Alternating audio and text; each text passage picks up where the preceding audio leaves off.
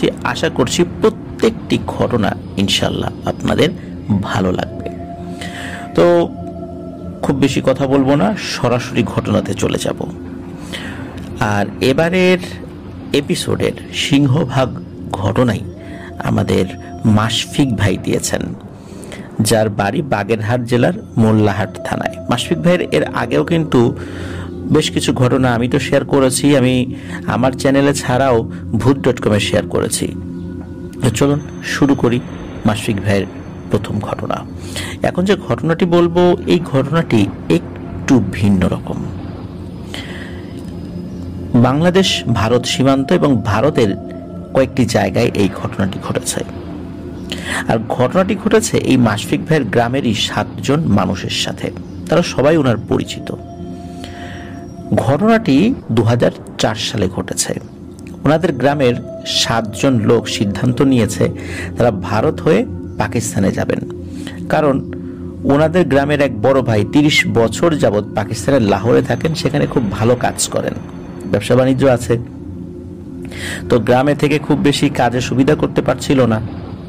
এই কারণে কোনোভাবে তার সাথে যোগাযোগ হয়েছে এবং তিনি আশ্বস্ত করেছেন যে লাহোরে গেলে তিনি ভালো কাজের ব্যবস্থা করে দেবেন। মূলত এই কারণেই তার কাছে যাওয়ার সিদ্ধান্ত নেয় ওই 7 জন। এদের মধ্যে জলিল, রহিম, মাসুম এই 3 জনের বয়স তখন 25 থেকে 28 এর মধ্যে আর কি। বাকি 3 জন কালাম, মফিজ এবং আব্দুল কাদেরের বয়স 22 থেকে 25। এদের মধ্যে সবার ছোট যিনি, তার নাম হচ্ছে রাসেল, তার বয়স 20 বছর। তারা এই 7 জন মিলে খুব গোপনে সিদ্ধান্ত নেয় তারা ভারত হয়ে পাকিস্তানে যাবে। ওখানে গিয়ে তারা এলাকার ওই ভাইয়ের কাছে চাকরি করবে। তাদের কিন্তু কোনো পাসপোর্ট নাই, ভিসাও নাই। তাই তারা বাড়ি থেকে পালিয়ে যাওয়ার সিদ্ধান্ত নেয় এবং ওই পালিয়েই আর কি তারা পাকিস্তানে প্রবেশ করবে। এরা সবাই ছিল খুবই দরিদ্র ঘরের সন্তান। মূলত অভাবের তাড়নায় এই সিদ্ধান্ত নিতে বাধ্য হয়েছিলেন তারা।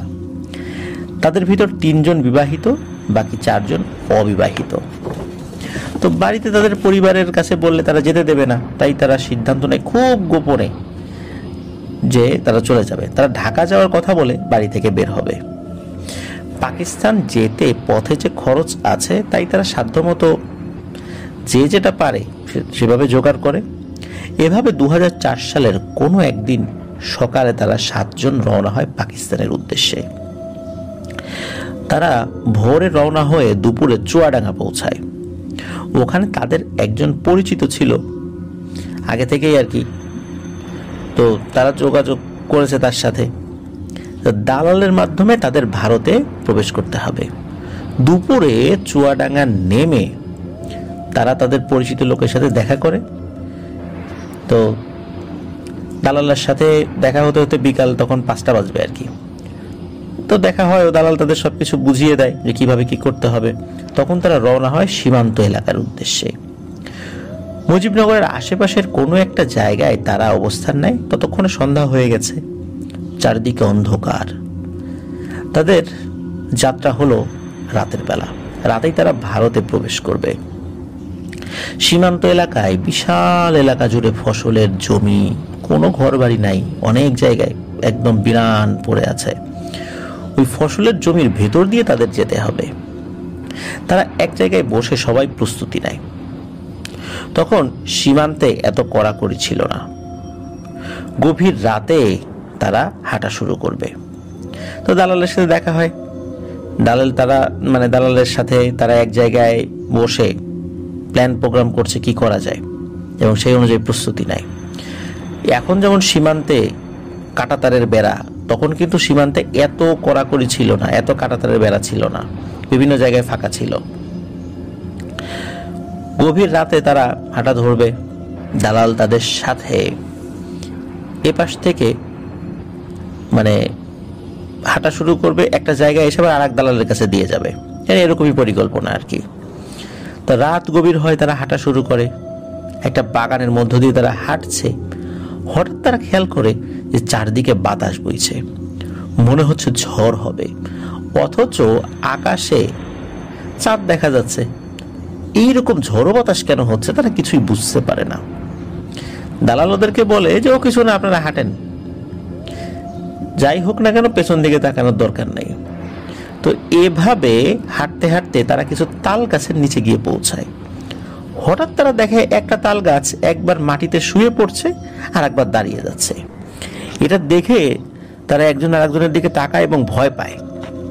ভয় পাওয়াটাই স্বাভাবিক। তখন দালাল আবার তাদেরকে বলে, এই দ্রুত হাঁটেন, দ্রুত হাঁটেন।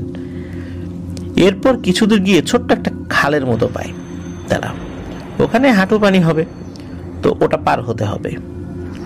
তারা যখন খালের কাছে পৌঁছায় তখন দেখে সাদা পাঞ্জাবি পরে একটা লোক দাঁড়িয়ে আছেন। লোকটা তাদের বলে, বাবারা ওইদিকে যেও না, যে উদ্দেশ্যে বাড়ি থেকে বের হয়ে আসছো সেটা তো সফল হবে না, তোমরা তাই বাড়িতে ফেরত যাও, সামনে কিন্তু তোমাদের ভয়ানক বিপদ হবে।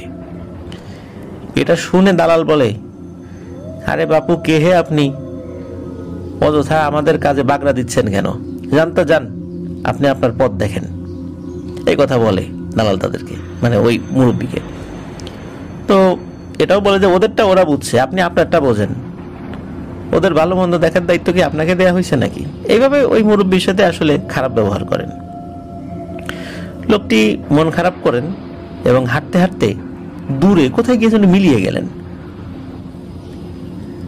ওরা এই বিষয়টা আসলে খুব একটা অস্বাভাবিকভাবে দেখেনি, ওই মুরব্বীর বিষয়টা। কিন্তু আশেপাশে কোনো ঘর বাড়ি নাই, ওই মুরব্বী কোত্থেকে আসলো এটা কিন্তু তাদের মাথায় ওই সময় ক্যাচ করে নাই। ওরা খালের ভিতর দিয়ে হাঁটা শুরু করে। খাল পার হয়ে যখন উপরে উঠবে তখন চাঁদের আলোয় খেয়াল করে দূরে শাড়ি পরে কেউ দাঁড়িয়ে আছে। এটা দেখে তারা ওই শাড়ি পরা ওই অবয়বটির কাছে যায় এবং গিয়ে বলে, আপনি কে, কোথায় যাবেন? কিন্তু ওই শাড়ি পরা মেয়েটা কোনো কথা বলে না। দালাল কিছুটা বুঝতে পেরেছে হয়তোবা যে কোনো একটা অস্বাভাবিক কিছু হচ্ছে, কিন্তু সে এই বিষয়টা বুঝতে দিচ্ছে না। কারণ হলো এই 7 জনকে পার করে দিতে পারলে তো তার বেশ মোটা অঙ্কের একটা টাকা পাবে সে।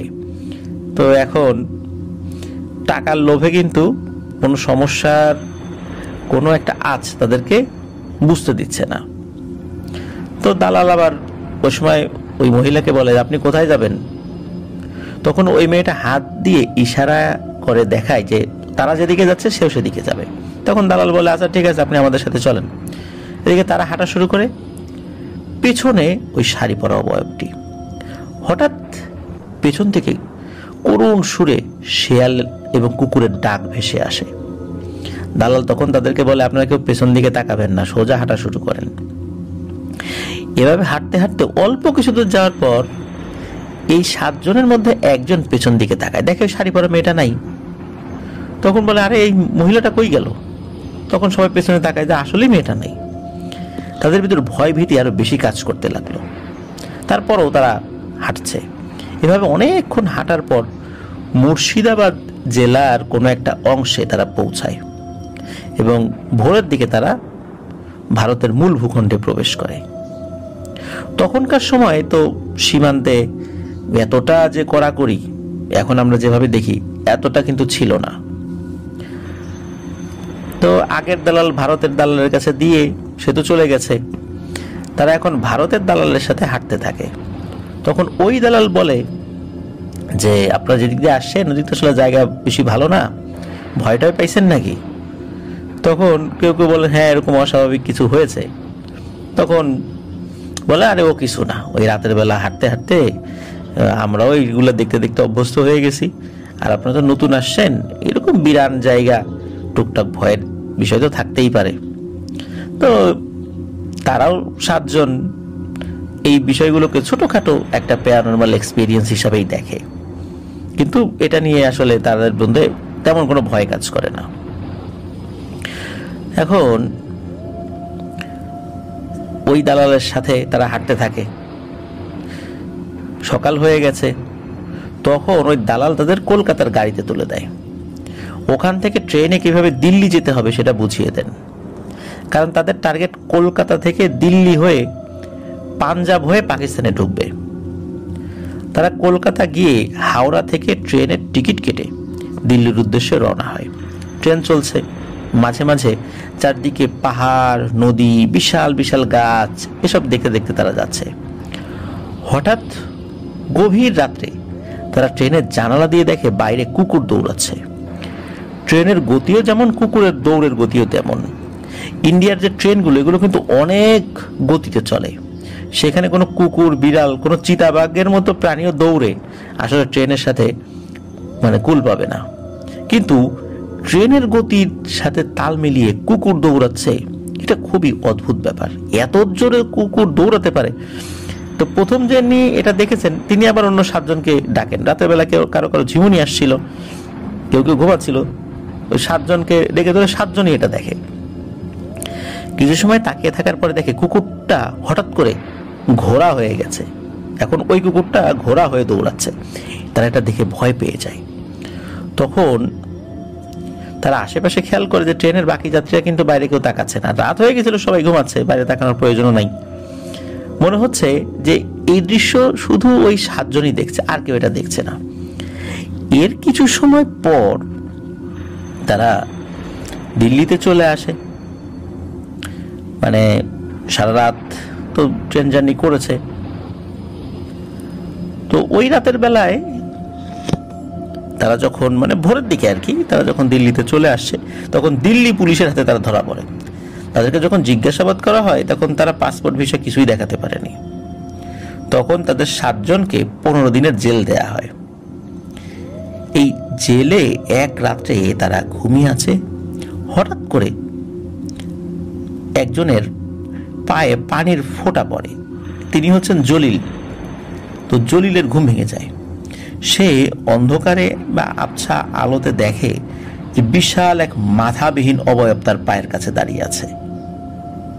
এটা দেখে সে ভীষণ ভয় পায়, কিন্তু সে নড়াচড়া করতে পারছে না, কাউকে ডাকতে পারছে না। হঠাৎ পাশের একজন ঘুম থেকে উঠে যায় এবং তখন সেই অবয়বটিও হাওয়ায় মিলিয়ে যায়। তখনও কিন্তু জলিল নড়াচড়া করতে পারছিল, যখন ওই অবয়বটি চলে যায় তখন সে নড়াচড়া করতে পারছিল, কিন্তু আগে কিন্তু নড়াচড়া করতে পারছিলেন না তিনি। সে তখন আর কি এই বিষয়টা আর কাউকে বলে না, ঘুমিয়ে যায়। এইভাবে 15 দিন জেল খাটার পর পুলিশ তাদের একটা সিস্টেম করে ট্রেনে করে কলকাতা পাঠিয়ে দেয় বাংলাদেশে ফেরত যাওয়ার জন্য। আর এম্বাসির সাথে তারা ওইভাবে যোগাযোগ করেনি, বা ওই সময় কি হয়েছিল এটা তো ওইভাবে বলাটা মুশকিল, কারণ তারা তো ওই রকমের কোনো অপরাধী ছিল না, খুব নেহায়েত খেটে খাওয়া দরিদ্র মানুষ। এই জন্য পুলিশও বিষয়টা আসলে ওইভাবে দেখেনি। তারা যেন চলে যেতে পারে তাদেরকে খুব শাসিয়ে দেওয়া হয়, যেন তাদেরকে আর কোথাও যেন দেখা না যায়। তারাও প্রতিশ্রুতি দেয় যে তারা চলে যাবে। তো ওই যখন কলকাতায় পাঠিয়ে দেয় পুলিশরা বাংলাদেশে ফেরত যাওয়ার জন্য, তাদের কাছে টাকা পয়সা যা ছিল তা প্রায় শেষের পথে। আবার বাংলাদেশি টাকা রুপিতে কনভার্ট করে আরো কমে গেছে।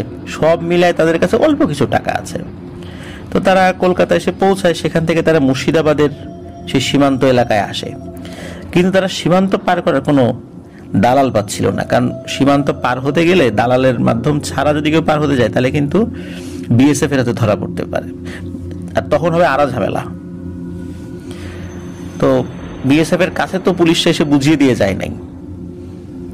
এখন এই জন্য দালালের মাধ্যম ছাড়া পার হওয়াটা বেশ টাফ একটা ব্যাপার ছিল। আর ওরা তো ওখানকার রাস্তাঘাট তেমন কিছু চেনেই না, ভিন্ন দেশ। তখন তাদের পরিচিত হয় এক বেদে সম্প্রদায়ের লোকের সাথে। তাকে সব খুলে বলে যে আমাদের এই সমস্যা, টাকা পয়সা নাই, আমাদের তো যেতে হবে, 15 দিন জেল খাটছি। তখন ওই লোকটার মনে একটু দয়ার উদ্রেক হয়। তখন বলে যে চলো আমাদের সর্দারের কাছে চলো, দেখি সে কিছু করতে পারে কিনা, কারণ সর্দারের আশেপাশে অনেক লোকের সাথে তার পরিচয় আছে। তখন তারা সেই 7 জন সেই বেদে সম্প্রদায়ের সর্দারের কাছে যান। এই বেদে সম্প্রদায়ের লোকেরা তারা কিন্তু আসলে ওই সাপের ব্যাপারগুলো আসলে ওইভাবে তারা করে না, তারা মূলত শূকর পালন করে। তো ওখানে গিয়ে বুঝতে পারে এরা মূলত শূকর পালন করে, এইভাবেই তারা চলে। তো তারা বেদে সম্প্রদায়ের সর্দারকে সব বললে সে বলে যে তোমরা আমাদের কাছে থাকো যতদিন তোমাদের যাওয়ার একটা ব্যবস্থা না করতে পারি, কোনো সমস্যা নাই। তো বেদে সম্প্রদায়ের এই সর্দারের আতিথেয়তা এবং তার আচরণে মুগ্ধ হয় তারা, এবং সেই 7 জনের ধরে যেন প্রাণ ফেরত আসে। কারণ কি করবে, কোথায় যাবে, কি খাবে বুঝতে পারছিল না তারা। তারা ওখানে থাকা শুরু করে। এদিকে সর্দারের যে বড় ছেলে, সেই বড় ছেলের ছোট মেয়েটা, এই ছোট মেয়েটা যখন রাসেলকে দেখেছে, ওদের মধ্যে সবচেয়ে বয়স কম যারা আর কি, তখন রাসেলকে তার ভালো লাগে। এখন ওরা ছিল হিন্দু সম্প্রদায়ের, রাসেল তো মুসলিম। এখন রাসেলেরও মেয়েটাকে ভালো লাগে। মেয়েটা রাসেলকে খাবার এনে দেয়, পানি দেয়, এভাবে তাদের কথাবার্তা চলতে থাকে। 2-3 দিনে তাদের মধ্যে ভাব জমে যায়। এর কয়েকদিন পর মেয়েটা রাসেলকে বলে যে তুমি আমাকে বিয়ে করো আর আমাদের কাছে থেকে যাও। রাসেল না করতে পারছিল না, কারণ সেও মেয়েটাকে পছন্দ করে ফেলে, সেও বিয়ে করে এখানে থেকে যেতে চায়। বিষয়টা আবার জলিল, মুফিজ এবং আব্দুল কাদেরের কানে যায়। তারা রাসেলকে বুঝায় এবং একটা পর্যায়ে রাসেল বোঝে বিষয়টা। একে তো ভিন্ন ধর্মের, তারপর তাদের সম্প্রদায়, বেদের সম্প্রদায়, এইখানে থাকলে সে তো আর কখনো ফেরত যেতে পারবে না। এরকম কথিত আছে যে বেদের সম্প্রদায়ের কাউকে বিয়ে করলে ওরা এমন একটা কাজ করে রাখে যে ওরা আর নিজের পরিবারের কাছে ফেরত যায় না। এটা কিন্তু সত্য কথা প্রিয় লিসেনার্স, এটা অনেকেই জানে। আমি একবার প্রথম আলোতে এই রিলেটেড একটা রিপোর্টও পড়েছিলাম। বেদের সম্প্রদায়ের কোনো মেয়েকে বিয়ে করে এক লোক বহুদিন ধরে নিজের পরিবার পরিজন ছেড়ে তাদের সাথেই আছে। তো যাই হোক, এই বিষয়গুলো মূলত রাসেলকে বোঝানো হয় যে তুমি তো যেতে পারবা না। তো রাসেল বোঝে। তো এদের মধ্যে যারা একটু মানে এই 7 জনের মধ্যে একটু ভার বুদ্ধি সম্পন্ন, তারা বলে যে এখানে থাকলে তো রাসেল একটা বিপদে পড়ে যেতে পারে, তো এইভাবে আর থাকা যাবে না, আগামীকাল সকালেই সর্দারকে বিষয়টা আমরা বলি এইভাবে যে আর কতদিন থাকবো, তাড়াতাড়ি আমাদের একটু ব্যবস্থা করেন, আপনাদেরও কষ্ট হচ্ছে। তো সত্যি পরদিন সকালবেলা ওই 7 জনই সর্দারের কাছে যায়, বলে যে আমাদের একটু তাড়াতাড়ি পাঠানোর ব্যবস্থা করেন, এভাবে আর কতদিন আপনাদের ঘাড়ে বোঝা হয়ে থাকবো।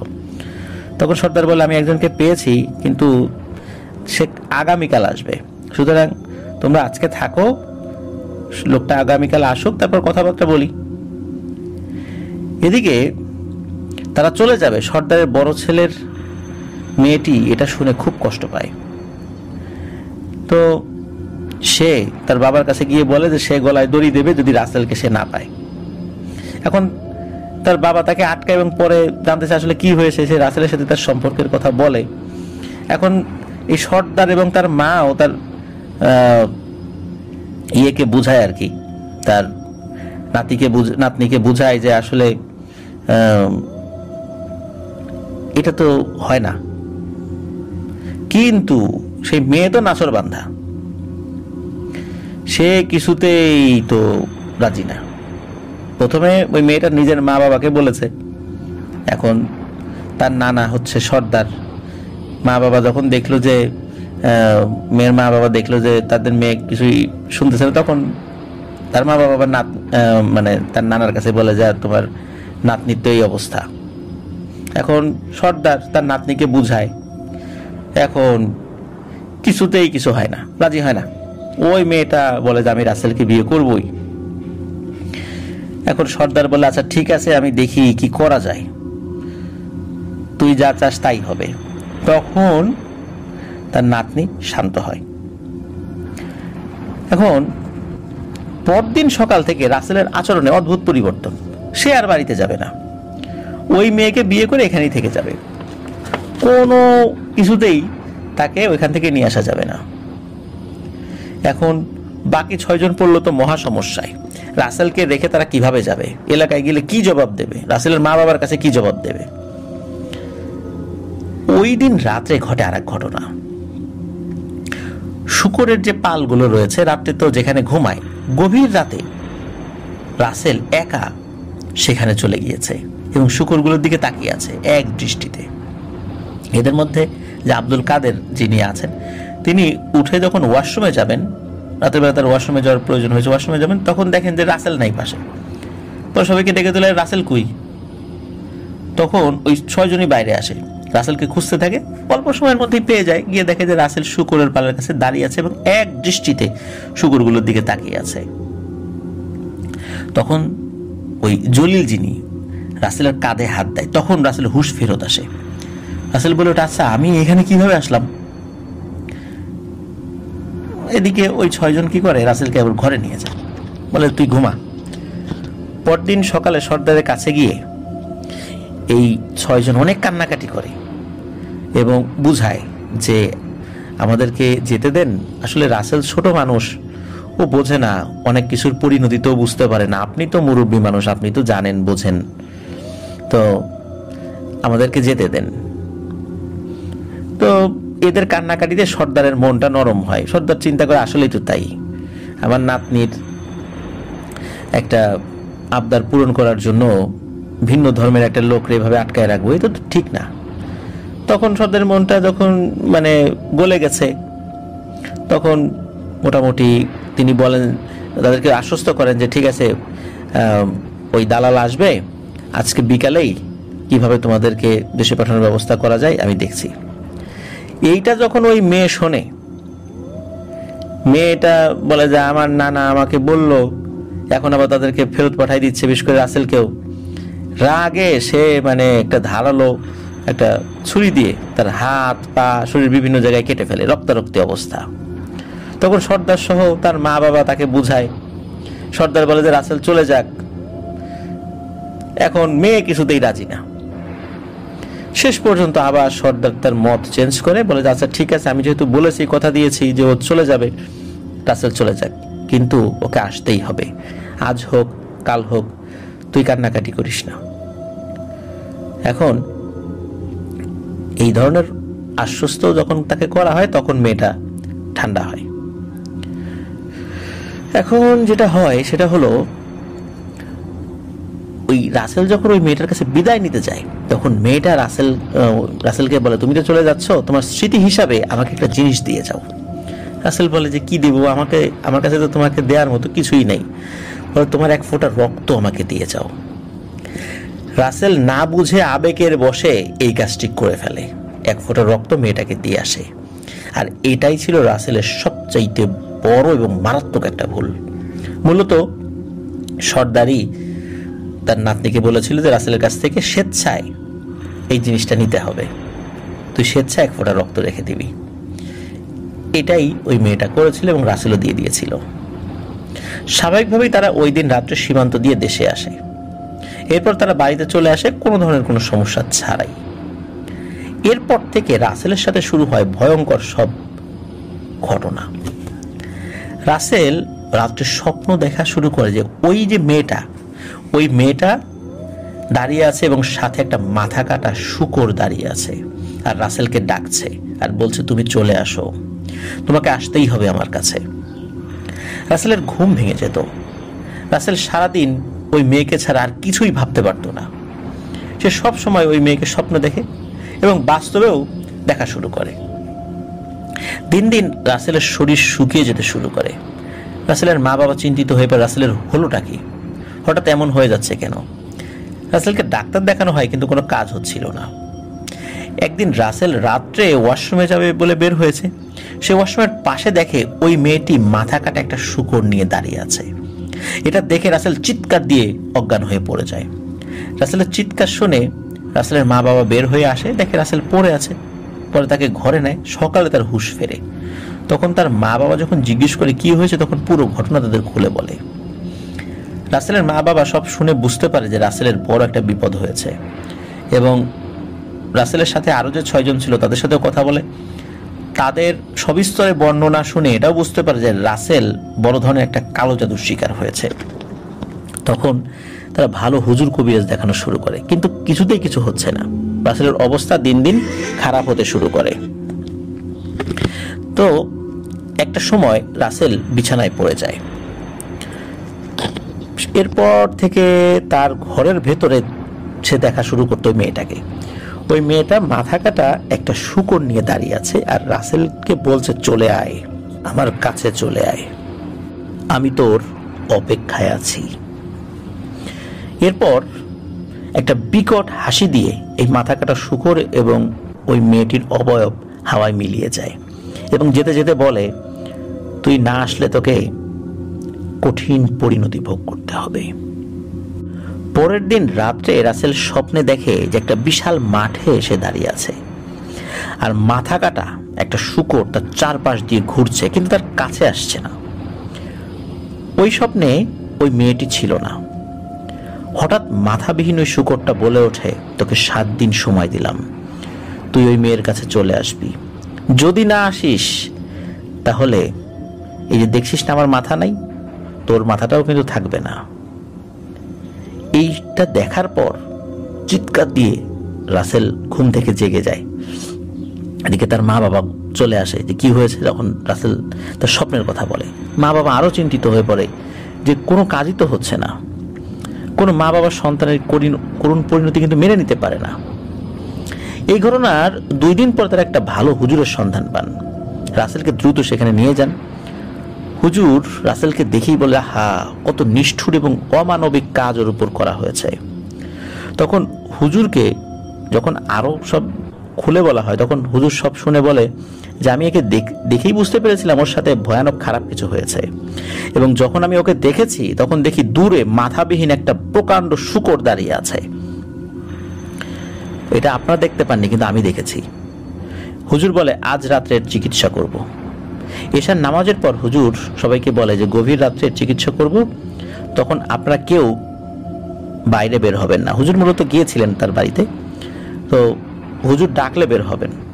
রাত গভীর হয়, হুজুর চিকিৎসা শুরু করেন। বাইরে তখন ঝড় বাতাসের শব্দ শুরু হয়ে যায়, আর ভেতর থেকে সবাই অসংখ্য শূকর ঘোত ঘোত শব্দ করলে, প্রচন্ড জোরে শূকর শব্দ করলে কেমন শব্দ শোনা যায় আপনারা কিন্তু জানেন, ওই ধরনের শব্দ শুরু হয়ে যায়। তো জানালার ফাঁকা দিয়ে বেশ কয়েকজন, মানে বাড়ির বেশ কয়েকজন, তারা দেখছে যে কি হচ্ছে। তখন দেখে যে হুজুরের সামনে মাথা কাটা একটা শূকর দাঁড়িয়ে আছে। এটা সকলে দেখেছিল জানালার ফাঁকা দিয়ে, যদিও হুজুর দেখতে নিষেধ করেছিলেন, কিন্তু তারা আগ্রহী হয়ে দেখেছিলেন। ওই পশুটাই ভয়ানক আর্তনাদ করছে। এরপর মনে হচ্ছে ধূপধাপ শব্দ উঠানে তাকে আশ্রানো হচ্ছে বা এরকম কিছু একটা। কিছু সময় পরে বাড়ির লোকজন দেখে আগুনে কি যেন পোড়ানো হচ্ছে। এরপর সবকিছু নীরব হয়ে যায়। পরে হুজুর সবাইকে বাইরে আসতে বলেন। তখন হুজুর সবাইকে অবাক করে দিয়ে কিছু কথা বলেন ওই বেদের সর্দার তার পালের সবচাইতে শক্তিশালী এবং বড় শূকরের মাথা দিয়ে এবং শূকরের রক্ত দিয়ে একটি ব্ল্যাক ম্যাজিক করা হয়েছে, এবং এই ব্ল্যাক ম্যাজিকে রাসেলের স্বেচ্ছায় দেয়া 1 ফোঁটা রক্ত এবং ওই মেয়ের 1 ফোঁটা রক্ত দিয়ে কালো জাদুটা পরিপক্ক করা হয়েছে, যাতে রাসেল ওই মেয়ের কাছে দ্রুত চলে আসে। রাসেল আসার সময় নিজেই ইচ্ছাকৃতভাবে ওই মেয়েকে 1 ফোঁটা রক্ত দিয়ে এসেছিল। এটাই ছিল মূলত সর্দারের প্ল্যান। এর জন্য ভয়ানক এক পিশাচকে রাসেলের পেছনে লাগিয়ে দেওয়া হয়েছে। মূলত ওই পিশাচ ওই মেয়ের রূপ ধরে এবং শূকরের রূপ ধরে তার কাছে আসতো। ওই পিশাচ মাথাবিহীন শূকরের বেশে সবসময় রাসেলকে দেখা দিত এবং ভয় দিত। সাথে আরেকটি পিশাচ আসতো ওই মেয়ের অবয়বে। ওই সর্দার এমন ভাবে কালো জাদু করেছে, যদি রাসেল ওই মেয়ের কাছে ফিরে না যায় তাহলে রাসেল তিলে তিলে মারা যাবে। হুজুর বলেন যে আমি আমার সবটা দিয়ে চেষ্টা করেছি ওই ভয়ঙ্কর পিশাচকে থামানোর জন্য, কিন্তু সে কোনো কিছুতেই যাবে না, কারণ সে প্রতিজ্ঞাবদ্ধ যে কোনো মূল্যে রাসেলকে ফিরিয়ে নিয়ে যাবে। সে যখন কোনো কিছুতেই যাবে না, বাধ্য হয়ে তাকে আমি মেরে আগুনে পুড়িয়ে দিয়েছি। এখন আর কোনো সমস্যা নেই, আমি ঝাড়ফুঁক করে দিচ্ছি, পানি পড়া দিয়ে দিচ্ছি, ইনশাল্লাহ কোনো সমস্যা হবে না। এরপর সবাই হুজুরকে ধন্যবাদ জানান। এই কঠিন একটা কাজের জন্য হুজুর কোনো হাদিয়া নেননি। রাসেল আস্তে আস্তে সুস্থ হয়ে যান। রাসেল এখন ভালো আছে। আর যে 7 জন, টোটাল 7 জন রাসেল সহ প্রত্যেকেই ভালো আছে, সুস্থ আছে এখন পর্যন্ত। কিন্তু সেই দিনগুলোর কথা মনে পড়লে এখনো রাসেলের ভয়ে শরীর কাঁপাকাঁপি শুরু হয়ে যায়। এই মেয়েটির নাম রাসেল বলেছিল, যেই মেয়েটি ওই বেদের সর্দারের নাতনি ছিল। এই মেয়েটির নাম ছিল মনীষা। প্রিয় লিসেনার্স, এটি ছিল প্রথম ঘটনা। আশা করছি ঘটনাটি আপনাদের ভালো লেগেছে। ব্ল্যাক ম্যাজিক কিভাবে করা হয়, কি ভয়ানকভাবে করা হয় এবং পরিণতি কি, এটা কিন্তু বিভিন্ন ঘটনায় আমি বলেছি। বিশেষ করে গতকাল আমাদের যে বৃহস্পতিবারের রেগুলার এপিসোডটা ছিল, সেই এপিসোডের শেষ ঘটনা আপনারা নিশ্চয়ই অনেকে শুনেছেন, না শুনলে শুনে থাকবেন। খুবই হৃদয় বিদারক, মর্মস্পর্শী এবং অন্য রকমের একটি ঘটনা ছিল, যেটা আবু হুজাইফা ভাই আমাদেরকে পাঠিয়েছিল। ঘটনাটা ছিল গাইবান্ধার।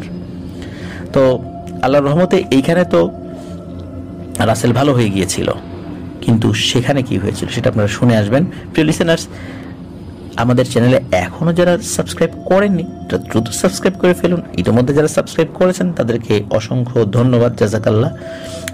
আপনার দ্য হরর ওয়ার্ল্ড নামে আমাদের একটি ফেসবুক পেজ এবং গ্রুপ রয়েছে, যার লিঙ্ক আমরা আমাদের ভিডিও ডেসক্রিপশনে দিয়ে রেখেছি। সেখানে গিয়ে আপনারা আমাদের পরিবারের সদস্য হয়ে যেতে পারবেন। আপনারা যারা ঘটনা পাঠাতে চান তারা লিখে অথবা রেকর্ড করে যে কোনোভাবে ঘটনা পাঠাতে পারবেন afnanthehorrorworld@gmail.com এই ইমেল অ্যাড্রেসে। আর ইমেল অ্যাড্রেসের স্পেলিংটা আমরা আমাদের ভিডিও ডেসক্রিপশনে দিয়ে রেখেছি, সেখানে গিয়ে আপনারা স্পেলিংটা চেক করে নিতে পারবেন। চলুন চলে যাই আমাদের এবারের এপিসোডের পরবর্তী আরও একটি নতুন ঘটনায়। আসসালামু আলাইকুম প্রিয়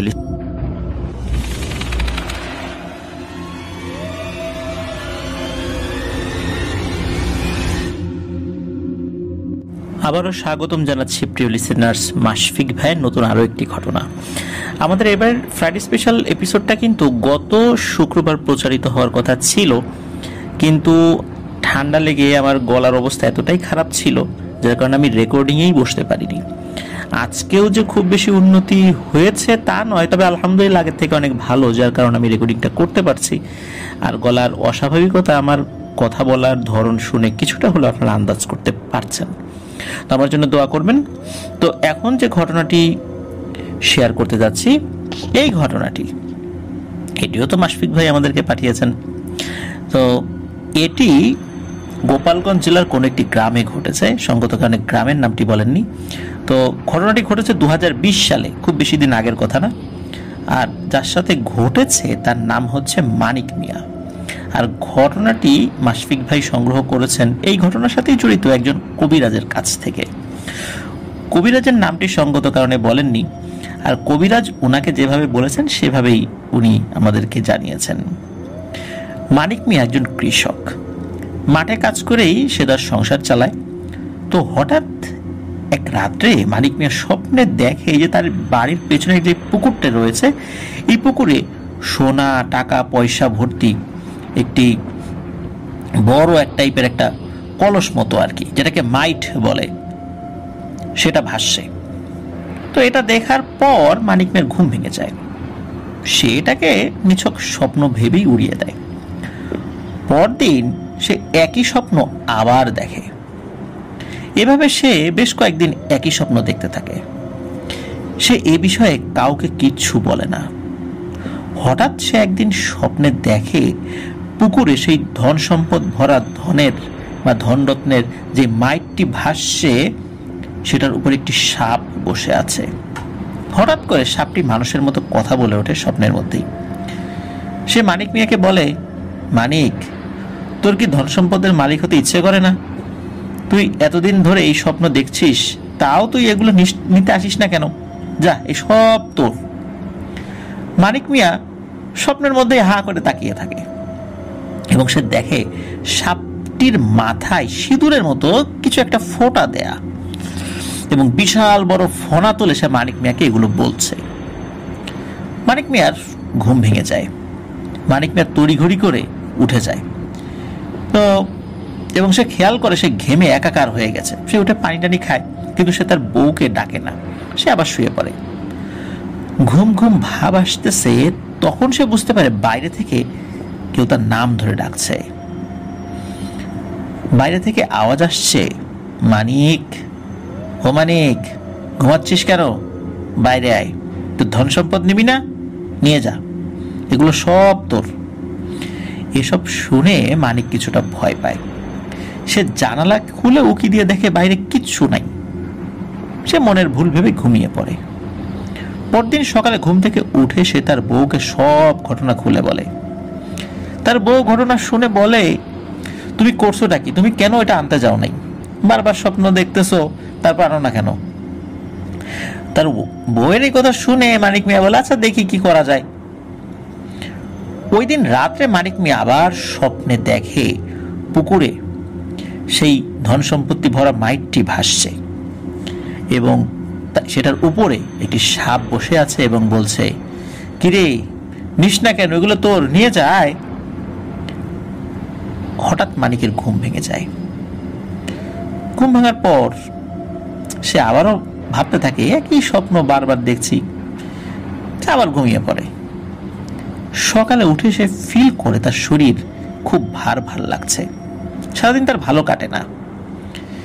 বিকেলে সে যখন পুকুর পাড়ে যায় তখন সেই স্বপ্নে দেখা আওয়াজ সে শুনতে থাকে, মানিক, ও মানিক, আয় নিয়ে যা, এগুলো তোর। মানিক এটা শুনে ভয় পেয়ে বাড়িতে চলে আসে। ওই দিন রাত্রে সে আবার স্বপ্নে দেখে সেই ধন সম্পত্তি ভরা মাইকটি ভাসছে এবং ওইটার উপরে দুটো সাপ বসে আছে। এবার মানিককে দেখে সাপ দুটি গর্জন করতে থাকে তাদের মতো করে এবং বলে, কিরে মানিক, এতদিন তোকে ভালোভাবে বললাম, তুই তো আমাদের কোনো কথাই শুনলি না। তোর আসলে অনেক সাহস, তুই কিন্তু আমাদের কথা রাখিস নাই। এর কঠিন ফল তোকে ভোগ করতে হবে। এবার দেখ তোর কি অবস্থাটা করি। মানিকের ঘুম ভেঙে যায়। এবার সে খেয়াল করে সে ঘেমে একদম গোসল করে উঠেছে। এবারও তার ওয়াইফকে সে ডাকে না, গলা শুকিয়ে গিয়েছিল তো, তাই পানি খেয়ে সে আবার শুয়ে পড়ে। হঠাৎ তার দরজায় আবার ঠক ঠক করে 2 বার আওয়াজ হয়। মানিক ভয় পায়। সে তার বউকে ডেকে তোলে এবং সবকিছু বলে যে কি ঘটনা ঘটেছে, রাত্রেবেলা একটু আগে কি স্বপ্নে দেখেছে। তার বউ সে লোভে পড়ে যায়। সে বলে, তুমি এখনই যাও পুকুরে এবং গিয়ে ওটা নিয়ে আসো, না হলে তোমার তো আরো সমস্যা হইতে পারে। তো মানিক ভয়ে ভয়ে ওই রাত্রে বাড়ি থেকে বের হয় পুকুরের উদ্দেশ্যে। সে ঘর থেকে বের হয়ে দেখে বাইরে চাঁদের আলো ভালোই আছে, মোটামুটি সবকিছু দেখা যাচ্ছে। হঠাৎ সে দেখে দূরে একটা সাদা কুকুর দাঁড়িয়ে আছে এবং কুকুরটি তাকে দেখেই তার কাছে চলে আসে। সেভাবে মানিক ভাবে নর্মাল কুকুর হয়তো। তো মানিক বাড়ির পেছনে পুকুরের দিকে হাঁটা শুরু করে, কিন্তু ওই কুকুরটি বারবার তার পথ আটকাতে থাকে। মানিকও বারবার কুকুরটিকে এড়িয়ে পুকুরের দিকে যাচ্ছে। মানিক যখন পুকুরের কাছাকাছি গিয়েছে তখন পেছন থেকে ওই কুকুরটি বলে ওঠে, মানিক, ওদিকে যাস না রে, বিশাল বড় ক্ষতির মধ্যে পড়ে যাচ্ছিস কিন্তু তুই বুঝতে পারছিস না কি বিপদ তোর জন্য অপেক্ষা করছে। খবরদার যাস না, খুব ক্ষতি হয়ে যাবে। তো মানিক পেছন দিকে তাকিয়ে দেখে যে কুকুরটি হঠাৎ উধাও। কিন্তু কুকুরটি কথা বল যে ছিল, এই কুকুরটাই যে কথা বলছিল এটা মানিক বুঝলো কিভাবে? তো কুকুর কথা বলার মাঝখানে কুকুরের মতো ঘেউ ঘেউ শব্দ করছিল, যতটুকু কথা বলছে তার মাঝখানে এরকম শব্দ করছিল, যার কারণে হঠাৎ করে তার কাছে খুবই অবাক লাগে, ভয়ও পায় যে কুকুর কথা বলে, কিন্তু কুকুরটা উধাও। মানিক যখন পেছন দিকে তাকায়, খুবই অদ্ভুত সেই শব্দ, যে কুকুরের মতো করে কথা বলা। তো মানিক বিষয়টাকে খুব ভালোভাবে নেয়, কিন্তু তারপরেও সে যেহেতু এতদিন ধরে একটা স্বপ্ন দেখছিল, সে ওই কুকুরের বিষয়টিকে অ্যাভয়েড করে পুকুরের কাছে যায় এবং গিয়ে দেখে সত্যি সত্যি স্বপ্নে দেখা সেই ধন সম্পত্তি ভরা মাইকটি ভাসছে, কিন্তু এটার উপরে কোনো সাপ নাই। চাঁদের আলোতে এই ধন সম্পত্তি ভরা মাইকটি যেন চকচক করছে। মানিক সাহস করে পুকুরে নামে। পুকুরে যখন সে নামে তখন পুকুরের চারপাশে হঠাৎ করে অনেকগুলো ভয়ানক প্রাণীর ডাক শোনা যায়। মনে হচ্ছে একসাথে 15-20টি কোনো একটা অজানা ভয়ানক প্রাণী ডাকাডাকি শুরু করেছে। তো মানিক ভয় পেতে শুরু করে। এর মধ্যে হঠাৎ চারপাশে বাতাস বইতে শুরু করে, মনে হচ্ছে সবকিছু ভেঙে চুরমার করে ফেলবে এই বাতাস। মানিক পানির ভেতর দাঁড়িয়েই কাঁপতে থাকে। হঠাৎ করে তার মনে হচ্ছে সে নড়াচড়া করতে পারছে না, আর সে জায়গায় যে জায়গাটাতে দাঁড়িয়ে আছে সেই জায়গার থেকে আরেকটু কাছে একটা জায়গায় পানিতে পাক শুরু হয়ে যায়। হঠাৎ করে মানিকের মনে হলো সে পুকুরে না, মনে হচ্ছে সাগরে দাঁড়িয়ে আছে, আশেপাশে কিচ্ছু দেখা যাচ্ছে না, শুধু পানি আর পানি। এবার হঠাৎ করে সে শুনতে পায় পুকুরের এক পাশ থেকে আওয়াজ আসছে, তোকে নিষেধ করেছিলাম এখানে আসিস না, তুই শুনিসনি, এবার বোঝ কেমন লাগে। মানা করি নাই তোকে, বলি নাই তোকে ঠকানোর জন্য এখানে নিয়ে আসা হয়েছে, এখন তোকে কিভাবে বাঁচাবো? এখন আমি কিভাবে নামবো নিচে তোকে বাঁচানোর জন্য? আমার তো আর ক্ষমতা নাই, তোরা মানুষরা খুব বোকা। তো এ কথা যখন বলে তখন মানিক হঠাৎ করে ফিল করে যে পানির নিচে কেউ তার পা ধরে টানছে। হ্যাচকা টানে একবার পানির নিচে নিয়ে যায়, আবার পা ধরে উপরে উঠায়, মানে ঠিক চুবানো বলতে যেটা বোঝায়, পা ধরে নিচে নিয়ে যাচ্ছে আবার উপরে উঠাচ্ছে। মানিক বুঝতে পারে আজ তার শেষ দিন, সে আর বাঁচবে না। সে দোয়া পড়ছে, আল্লাহকে ডাকছে। যখন পানির নিচে থাকে তখন তো তার জবানটা থেমে যায়, যখন উপরে উঠায় তখন কিছু সময়ের জন্য আল্লাহর নামটা নিতে পারে। তো এভাবে চলছিল।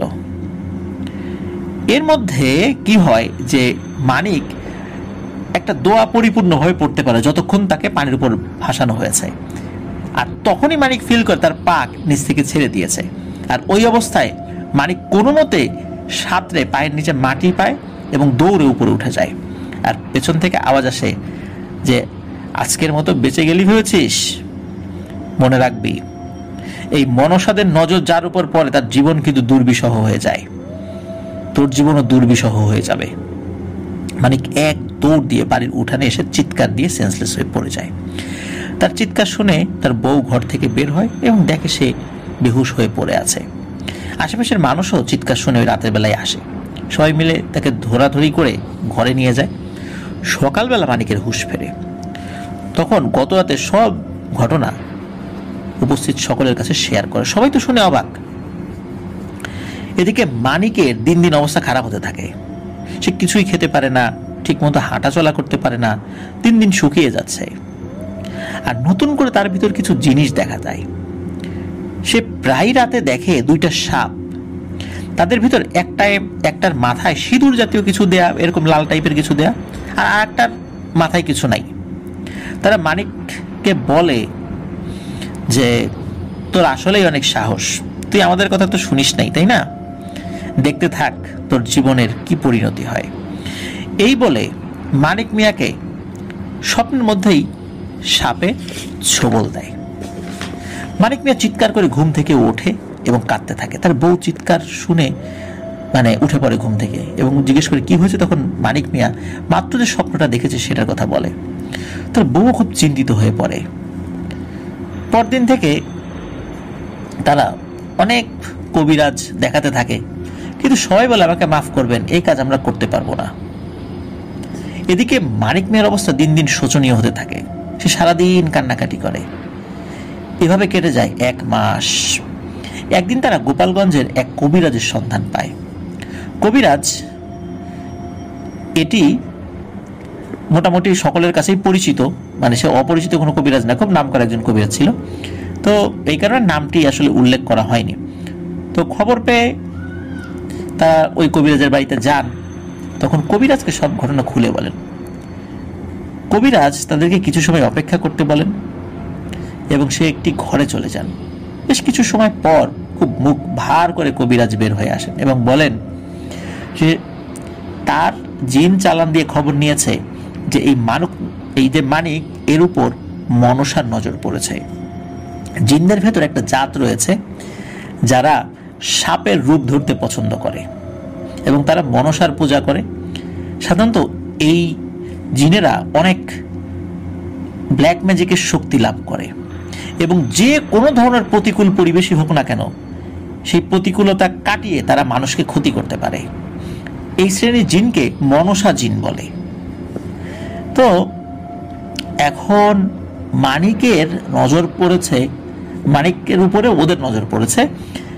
এখন স্বপ্নে এসে তারা মূলত লোভ দেখিয়েছে যাতে করে ওকে পুকুরে চুবিয়ে মারতে পারে। এখন মানিক মিয়াকে কেন, এলাকায় তো আরো লোক আছে, মানিক মিয়ার দিকেই ওদের নজর কেন পড়ল?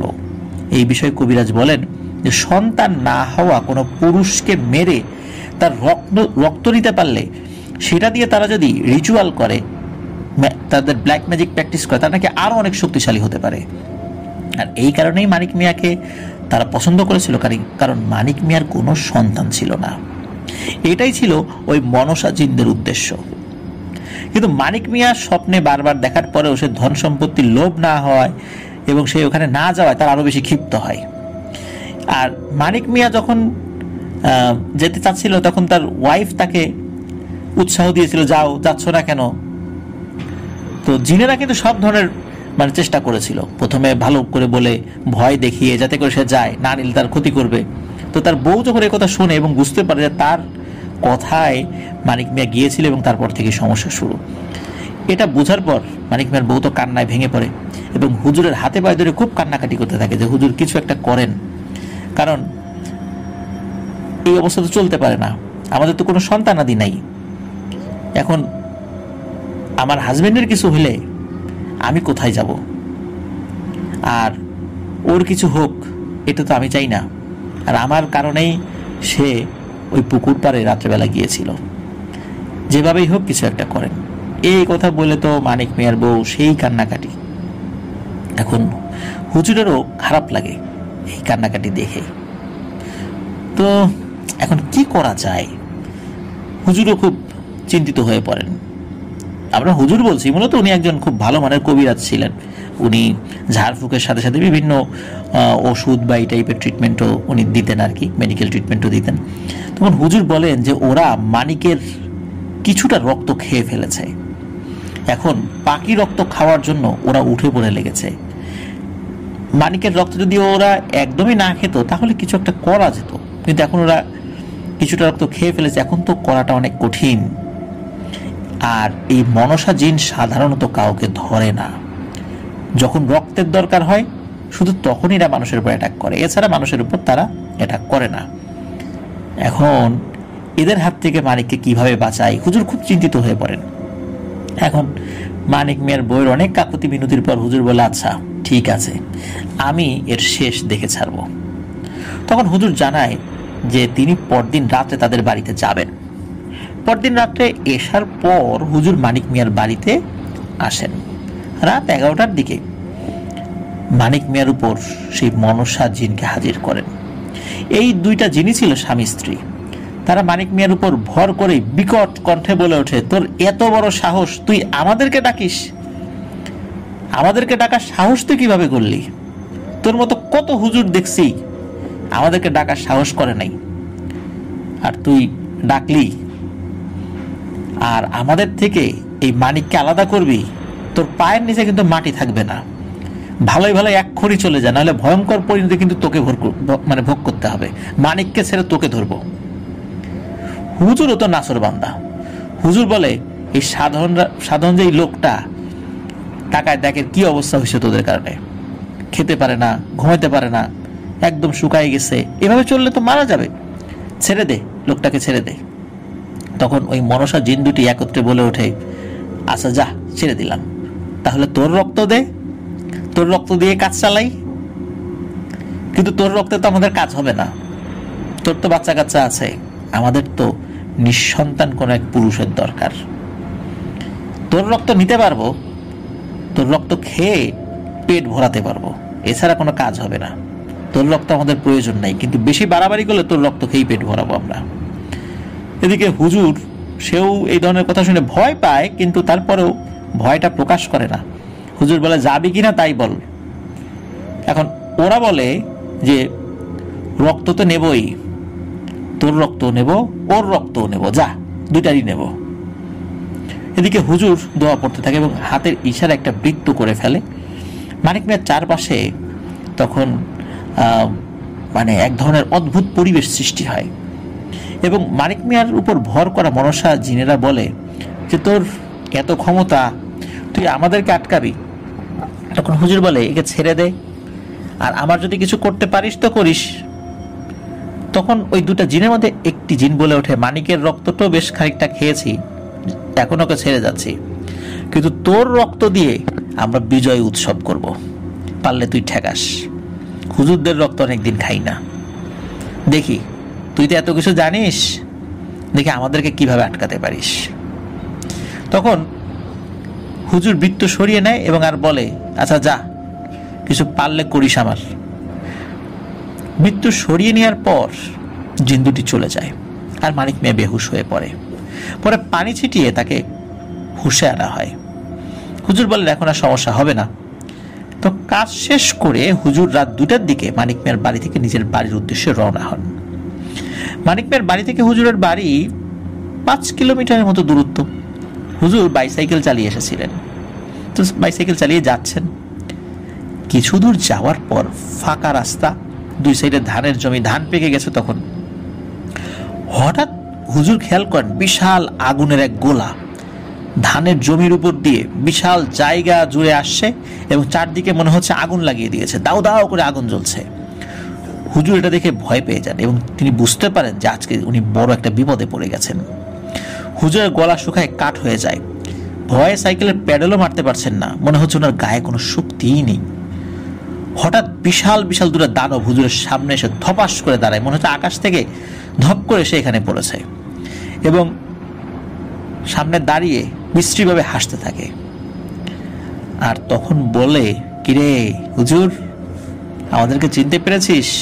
এই যে একটু আগে আমাদের সাথে খুব বাহাদুরি দেখালি, একটা বৃত্ত এঁকে আমাদেরকে আটকালি, তাই না? খুব তো মজা করলি আমাদের সাথে, আমাদেরকে জোর করে হাজির করলি, বাঁচাতে গেলি একজনকে, এখন নিজেও বিপদে পড়লি। এখন বল কিভাবে তোরে মারবো আমরা? এখন হুজুর পেয়েছেন মারাত্মক ভয়। তো এখন হুজুর ওনার জানা যত দোয়া দুরুদ আছে পড়তে থাকেন। এখন হুজুর বুঝতে পারেন যে এই অবস্থায় ওদের সাথে যুদ্ধ করতে গেলে উনি কোনোভাবেই পারবেন না। হুজুরের সাথে থাকা কয়েকটা জিন, তাদেরকে হুজুর স্মরণ করেন দোয়া পড়ে। মুহূর্তের মধ্যে সেই কয়েকটা জিন এসে সেখানে হাজির হয়। জিন এসেই বলে, হুজুর আপনি চলে যান, দেখি ওরা আপনার কি করতে পারে, আমরা আছি, যান।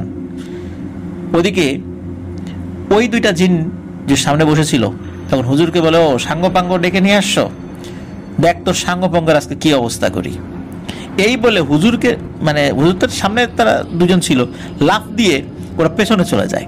তারপরে মানে ধস্তাধস্তির আওয়াজ হুজুরের কানে ভেসে আসে। হুজুরের পেছন দিকে তাকান না, দ্রুত চলে যান। তো হুজুর বাড়িতে চলে যাওয়ার পর হুজুরের সেই জিনগুলো আসে। হুজুর তাদেরকে দেখতে পেতেন, দেখলেন যে তাদের চেহারা, মানে চেহারায় বিভিন্ন জায়গায় রক্তের ছোপ লেগে আছে বা কালো হয়ে গেছে, তাদের শরীরের বিভিন্ন অংশ দিয়ে রক্ত ঝরে পড়ছে। তখন হুজুরকে তারা বলেন যে, হুজুর আপাতত তো আপনাকে ওখান থেকে রক্ষা করে নিয়ে আসার চেষ্টা করেছে আল্লাহর ইচ্ছায়, আমরা কিন্তু আহত হয়েছি, কারণ ওরা অনেক শক্তিশালী আর খুব বদ জিন, ওরা অনেক জাদুটোনা জানে, ওদের সাথে আমরা অনেক ক্ষেত্রেই পেরে উঠি না, ওরা আমাদের থেকে শক্তিশালী। আমরা চেষ্টা করব আপনাকে হেফাজত করার জন্য আল্লাহর ইচ্ছায়, কিন্তু আপনি আর কখনোই রাতের বেলা বাইরে বের হবেন না। বাইরে বের হলেও সাথে লোক নিয়ে যাবেন, আমরা সাথে থাকব, কিন্তু সাথে মানুষ নিয়ে যাবেন, আর সবসময় শরীর বন্ধ করে রাখবেন। ওই হুজুর এরপর থেকে স্বপ্নে বিশাল বড় বড় দুটো সাপ দেখতেন। এই সাপ দুটো হুজুরকে এসে বলতেন, কি রে হুজুর, আমাদের কথা কি ভুলে গেছিস? আমরা কিন্তু তোর অপেক্ষায় আছি, তোর রক্ত দিয়ে আমরা বিজয় উৎসব করব, সেই দিনের অপেক্ষায়, তোকে যেদিন পাবো ওই দিনই শেষ করব। এই বলতো আর বিকট শব্দে হাসতে থাকতো। তো মানিক মিয়ার সাথে ঘটনা কিন্তু আর ঘটে নাই, কিন্তু হুজুরের সাথে ঘটনা শুরু হয়। হুজুর এখনো আতঙ্কে আছেন, এখনো সেই ভয়ানক স্বপ্ন দেখেন। আতঙ্কে এই কারণে আছেন, কবে যে বিপদে পড়বেন সেই চিন্তায়। এখনো পর্যন্ত হুজুরের সাথে এই সমস্যা চলছে, যার সমস্যা আজও সমাধান হয়নি। এখন হুজুরের সামনে কি বিপদ আছে, কখন কি হয় বলা যাচ্ছে না। আমরা দোয়া করব এই দুষ্টু জিনদের হাত থেকে হুজুরকে যেন আল্লাহ হেফাজত করেন, কারণ মানুষের উপকার করতে গিয়ে তিনি বিপদে পড়েছেন। প্রিয় লিসেনার্স, এই ঘটনা থেকে কিন্তু একটা শিক্ষা আমরা পাই, সেটি হলো এই যে স্বপ্নে গুপ্তধনের যেই লোভ জিনেরা দেখায়, তো অনেকেই কিন্তু এই লোভে পড়ে যেতে পারেন। চিন্তা করতে পারেন যে জিনেরা বলেছে কাউকে বলা যাবে না, তাহলে আমি যাই। হতে পারে যে ওইটা যে আপনি গোপনে আনতে যাবেন, ওই রাত আপনার জীবনের শেষ রাত হবে, কারণ অধিকাংশ ক্ষেত্রেই জিনেরা মিথ্যা কথা বলে এবং মানুষকে ধোঁকা দেয়। আমি কি এমন হয়ে গেলাম যে গুপ্তধন আপনাকে আমাকে দিয়ে দেবে? এটাও কিন্তু নিজের বিবেকের কাছে প্রশ্ন করা উচিত যে আমরাই কেন, আমরা কি এমন কাজ করেছি গুপ্তধন পাওয়ার মতো? কোনো জিনের উপকার করেছি? তা তো না, তাহলে আমাকে কেন দেবে? এই বিষয়টা কিন্তু মাথায় রাখতে হবে যে আমরা কোনো বিপদে পড়তে যাচ্ছি, এমন এক মায়াজালে জড়াতে যাচ্ছি যেখান থেকে বের হয়ে আসা কোনোভাবেই সম্ভব নয়। তো এটি ছিল ঘটনা। ধন্যবাদ মাশফিক ভাইকে, চমৎকার একটি ঘটনা আমাদের সাথে শেয়ার করলেন। আমরা দোয়া করব হুজুর যেন এই বিপদ থেকে রক্ষা পান এবং কাউকে যেন আর এভাবে লোভে পড়ে কোনো বিপদে পড়তে না হয়। প্রিয় লিসেনার্স, চলে যাচ্ছি আমাদের ফ্রাইডে স্পেশাল এপিসোডের পরবর্তী আরও একটি নতুন ঘটনায়।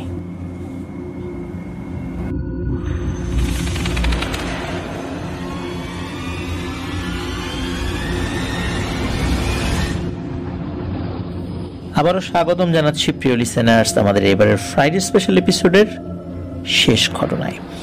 এবারের ঘটনাটিও আমাদেরকে দিয়েছেন মাশফিক ভাই, আর ঘটনাটি মাশফিক ভাই পেয়েছেন তাদেরই এক ভাবি, তার নাম হচ্ছে ময়না। ময়না ভাবি নামে এই ফ্যামিলিতে তিনি পরিচিত। বর্তমানে তার বয়স 50 কি 52-র মতো। আর ঘটনা যখন ঘটে তখন ময়না ভাবির বয়স ছিল 11-12 বছর, বা ঘটনা ঘটা যখন শুরু হয় তখন এরকম বয়স ছিল তার।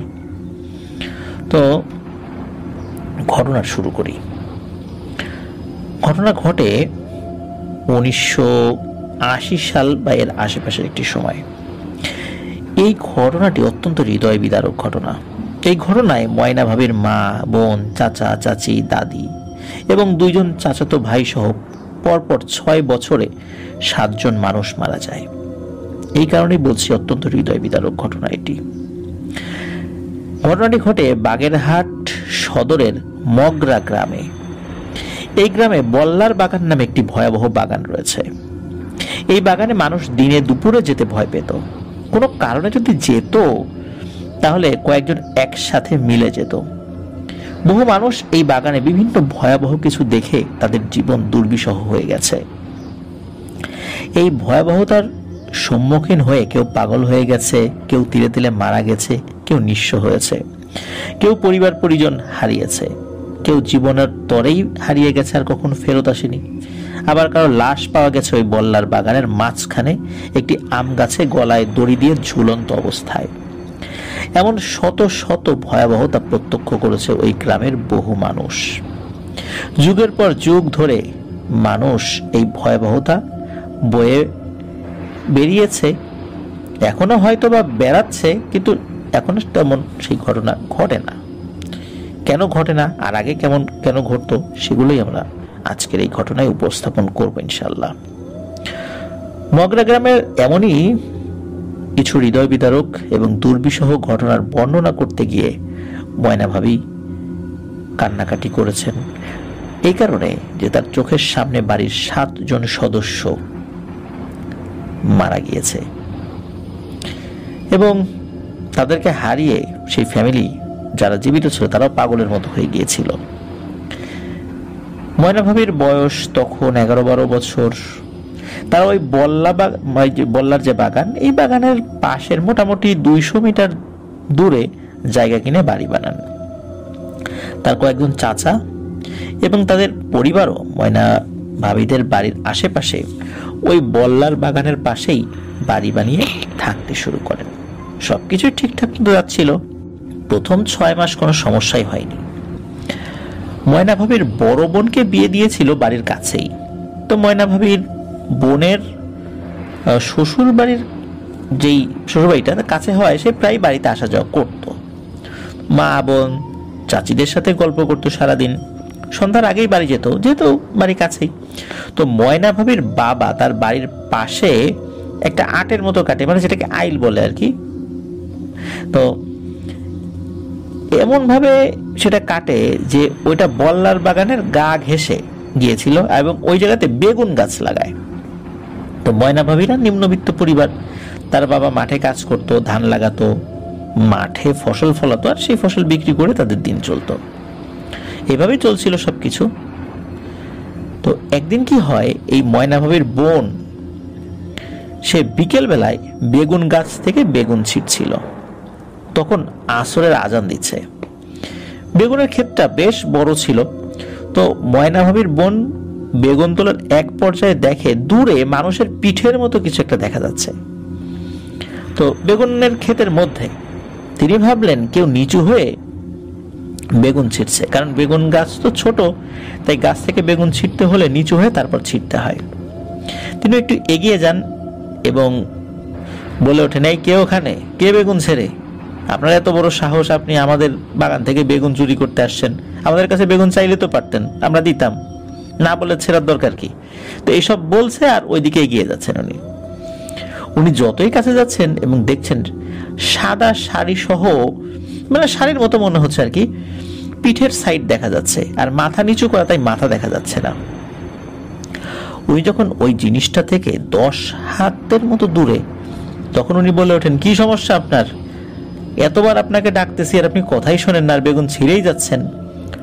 তখন ওই শাড়ির মতো পরা ওই জিনিসটা সোজা হয়ে দাঁড়ায় আর ময়না ভাবির বোনের দিকে ঘুরে দাঁড়ায়। ময়না ভাবির বোন যা দেখে তা আসলে পৃথিবীর কোনো মানুষের পক্ষে দেখে সহ্য করা অত্যন্ত কঠিন ব্যাপার। তিনি দেখেন তার সামনে শাড়ির মতো পরা একটা জিনিস দাঁড়িয়ে আছে, কিন্তু সেটার মাথা নাই। চোখ দুটা বুকের দুই পাশে মিটমিট করছে আর নিচে বুকের ভেতর থেকে একটা জিহ্বার মতো বের হয়ে আসছে আর জিহ্বাটা নড়াচড়া করছে। এটা দেখে ময়না ভাবির বোন এতটা ভয় পায় যে সে যে কি করবে কিছু বুঝে ওঠে না।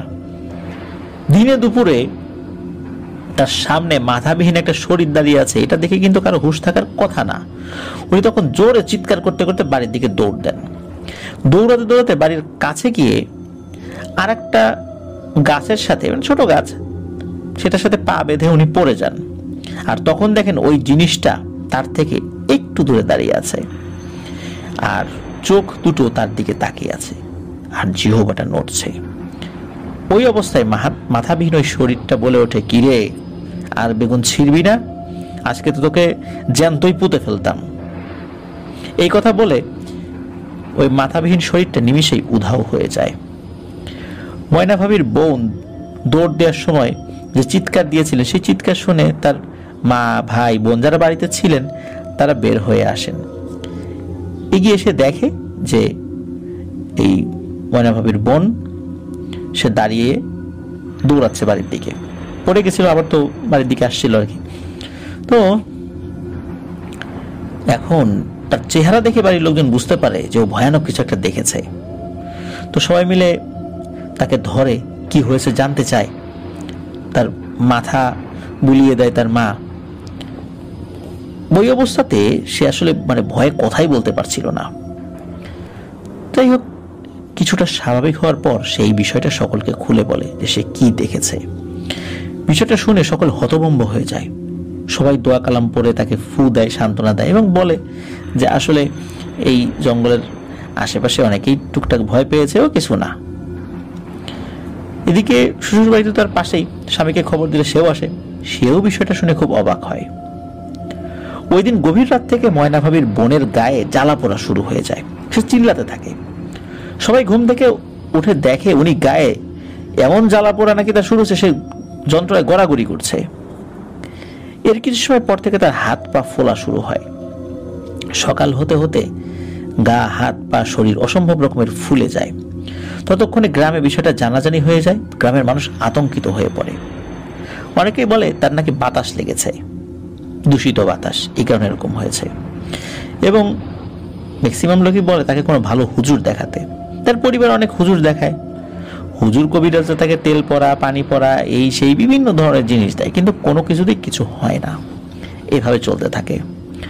অসুস্থ হয়ে এভাবে পড়ে থাকতে দেখে তার স্বামী তাকে বাড়িতে না নিয়ে বাপের বাড়িতে রেখে ফেলে রাখে। এখন ময়না ভাবির বড় বোন, এদিকে ময়না ভাবির মা তো নিজের মেয়ে, তাকে তো ফেলতে পারছে না। নিজের মেয়েকে তিনি দেখাশোনা করবেন বলে ঠিক করেন। এভাবে চলে যায় 6 মাস।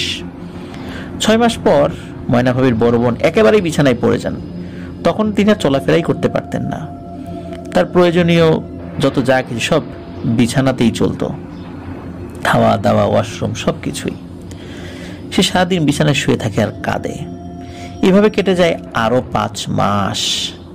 একদিন রাত্রে সবাই ঘুমিয়ে আছে। রাত আনুমানিক কয়টা সেটা ময়না ভাবির মা বলতে পারবেন না। তিনি একটা শব্দ শুনতে পান। পাটখড়ি ভাঙলে যে ধরনের শব্দ হয়, ঠিক ওই ধরনের মটমট আওয়াজ। এই আওয়াজে তার ঘুম ভেঙে যায়।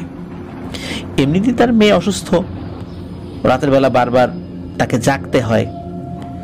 মেয়ের কাপড় চেঞ্জ করতে হয়, রাতে বারবার উঠতে হয়, এই কারণে তার ঘুম পাতলা হয়ে গিয়েছিল। তিনি উঠে খেয়াল করেন যে বাইরে রান্নাঘরের বেড়ার সাথে, মানে পাটখড়ির বেড়া, কিছু একটা গা ঘেঁষছে। অনেক সময় কুকুর বিড়াল কিন্তু পাটখড়ির সাথে গা ঘেঁষে শরীরটা চুলকানোর জন্য।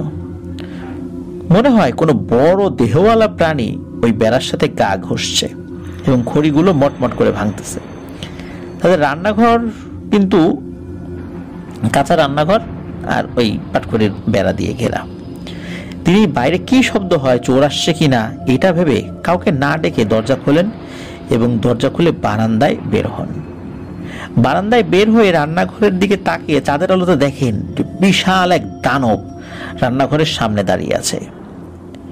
তার কোনো মাথা নাই, বুকের দুই পাশে দুইটা চোখ মিটমিট করে চলছে, আর বুকের মাঝখান দিয়ে জিহ্বার মতো একটা কিছু বের হয়ে আসছে এবং সেটা আস্তে আস্তে বড় হয়ে সাপের মতো তার দিকে এগিয়ে আসছে। এটা দেখে ময়না ভাবির মা তিনি জোরে এক চিৎকার দেন এবং ঘরে ঢুকে দরজা লাগিয়ে দেন। চিৎকার শুনে সবাই বের হয়ে আসে। কি হয়েছে কি হয়েছে? তখন তিনি বিষয়টা সকলকে খুলে বলেন। তার কথা শুনে সবাই বুঝতে পারেন যে ময়না ভাবির বোনের সাথে যে জিনিসটা দেখা দিয়েছিল সেটা ময়না ভাবির মায়ের সাথেও দেখা দিয়েছে। ময়না ভাবির মা তার পরদিন থেকে অসুস্থ হতে থাকেন। তাকে অনেক হুজুর কবিরাজ দেখানো হয়, কিন্তু কোনো কিছুতেই কোনো কাজ হয় না। ওদিকে দিন দিন তিনি অসুস্থ হতে থাকেন। ময়না ভাবির বোন যেদিন থেকে মাথাবিহীন শরীরটাকে দেখেছিলেন ঠিক তার 1 বছরের মতো হয়েছে, বা 1 বছরের মাথার দিকে অসুস্থতার চরম শিখরে তিনি পৌঁছান এবং মৃত্যুবরণ করেন। মৃত্যুর আগে তিনি এতটা অসুস্থ হয়ে গিয়েছিলেন যে তার মুখের দিকে তাকানো যেত না, শরীর শুকিয়ে কাঠ হয়ে গিয়েছিল। সে মৃত্যুর আগে শুধু কান্নাকাটি করত আর উপরের দিকে তাকিয়ে থাকত। ময়না ভাবির বড় বোন মারা যান, বাড়িতে শোকের ছায়া। এভাবে কেটে যায় 2-3 দিন। এই কয়েকদিন সবাই ময়না ভাবির মায়ের ভয়ের বিষয়টা কিছুটা ভুলেই গিয়েছিলেন। ময়না ভাবির মা মেয়ের শোকে অনেকটাই ভেঙে পড়েন। একে তো ভয় পেয়েছেন, তারপর মেয়েকে এভাবে মৃত্যু হতে দেখলেন। সুস্থ স্বাভাবিক একটা মেয়ে এভাবে মারা গেল। তার শরীরও দিন দিন অসুস্থ হতে থাকে। আজ এই সমস্যা, কাল সেই সমস্যা, এভাবে করে শারীরিক সমস্যা দিন দিন বাড়তেই থাকে। তাকেও অনেক কবিরাজ দেখানো হয়, কিন্তু সকল কবিরাজই বলে এটা যে আসলে কি আমরা বুঝতে পারতেছি না, আর এটা কোথায় থাকে, কেন আসছে, এটার প্রভাবে কি কি সমস্যা হচ্ছে, এইগুলো আমরা বুঝতে পারতেছি না। প্রত্যেকেই জিনের আসর বলে তেল পড়া, পানি পড়া সবকিছু দেয়, কিন্তু কিছুতেই কিছু হয় না। যেই ওই মাথাবিহীন শরীরটাকে দেখছে সেই অসুস্থ হচ্ছেই এবং কোনোভাবে সুস্থ হচ্ছে না, এবং এর কুল কিনারাও কেউ করতে পারছে না। তবে সবাই ধারণা করে ওই বল্লার বাগানে কিছু একটা রয়েছে, সেটা যাদের দেখা দিচ্ছে তারা অসুস্থ হচ্ছে। এভাবে চলতে থাকে দিন। ময়না ভাবির মা অসুস্থ থাকায় তার দাদি তাকে টুকটাক দেখাশোনা করতেন। সেও বৃদ্ধ মানুষ, কিন্তু বাড়ির বউ অসুস্থ, তিনি যতটুকু পারেন দেখাশোনা করতেন। এভাবে দিন যায় আর ময়না ভাবির মা অসুস্থ হয়। ময়না ভাবিও তখন ছোট, সেও মায়ের পাশে থাকে, সেও দেখাশোনা করে। এভাবে কেটে যায় 6 মাস। ঠিক 6 মাস পর ময়না ভাবির বোনের মতো তার মাও বিছানায় পড়ে যান। সবকিছু ঠিক একই রকম ভাবে বিছানায় চলতে থাকে। কোনো হাঁটা চলা করতে পারেন না, দিন দিন শুকিয়ে যেতে থাকেন আর অসুস্থ হতে থাকেন। এভাবে কেটে যায় আরো 4-5 মাস। একদিন রাত্রে ময়না ভাবির দাদি, যিনি ময়না ভাবির মাকে দেখাশোনা করতেন, তিনি ওয়াশরুমে যাওয়ার জন্য বের হয়েছেন। গ্রামের বাড়ির ওয়াশরুম তো ঘরের বাইরে থাকে, এটা আমরা সকলে জানি। তো উনি হারিকেন নিয়ে ওয়াশরুমে গিয়েছেন। ওয়াশরুম থেকে বের হওয়ার পর হঠাৎ করে বিরাট কিছু একটা মাটিতে পড়ার আওয়াজ শুনতে পান। মনে হলো আকাশ থেকে একটা হাতি ধপাস করে মাটিতে পড়েছেন। উনি তো গ্রামের মহিলা, অতটা ভয় পান না।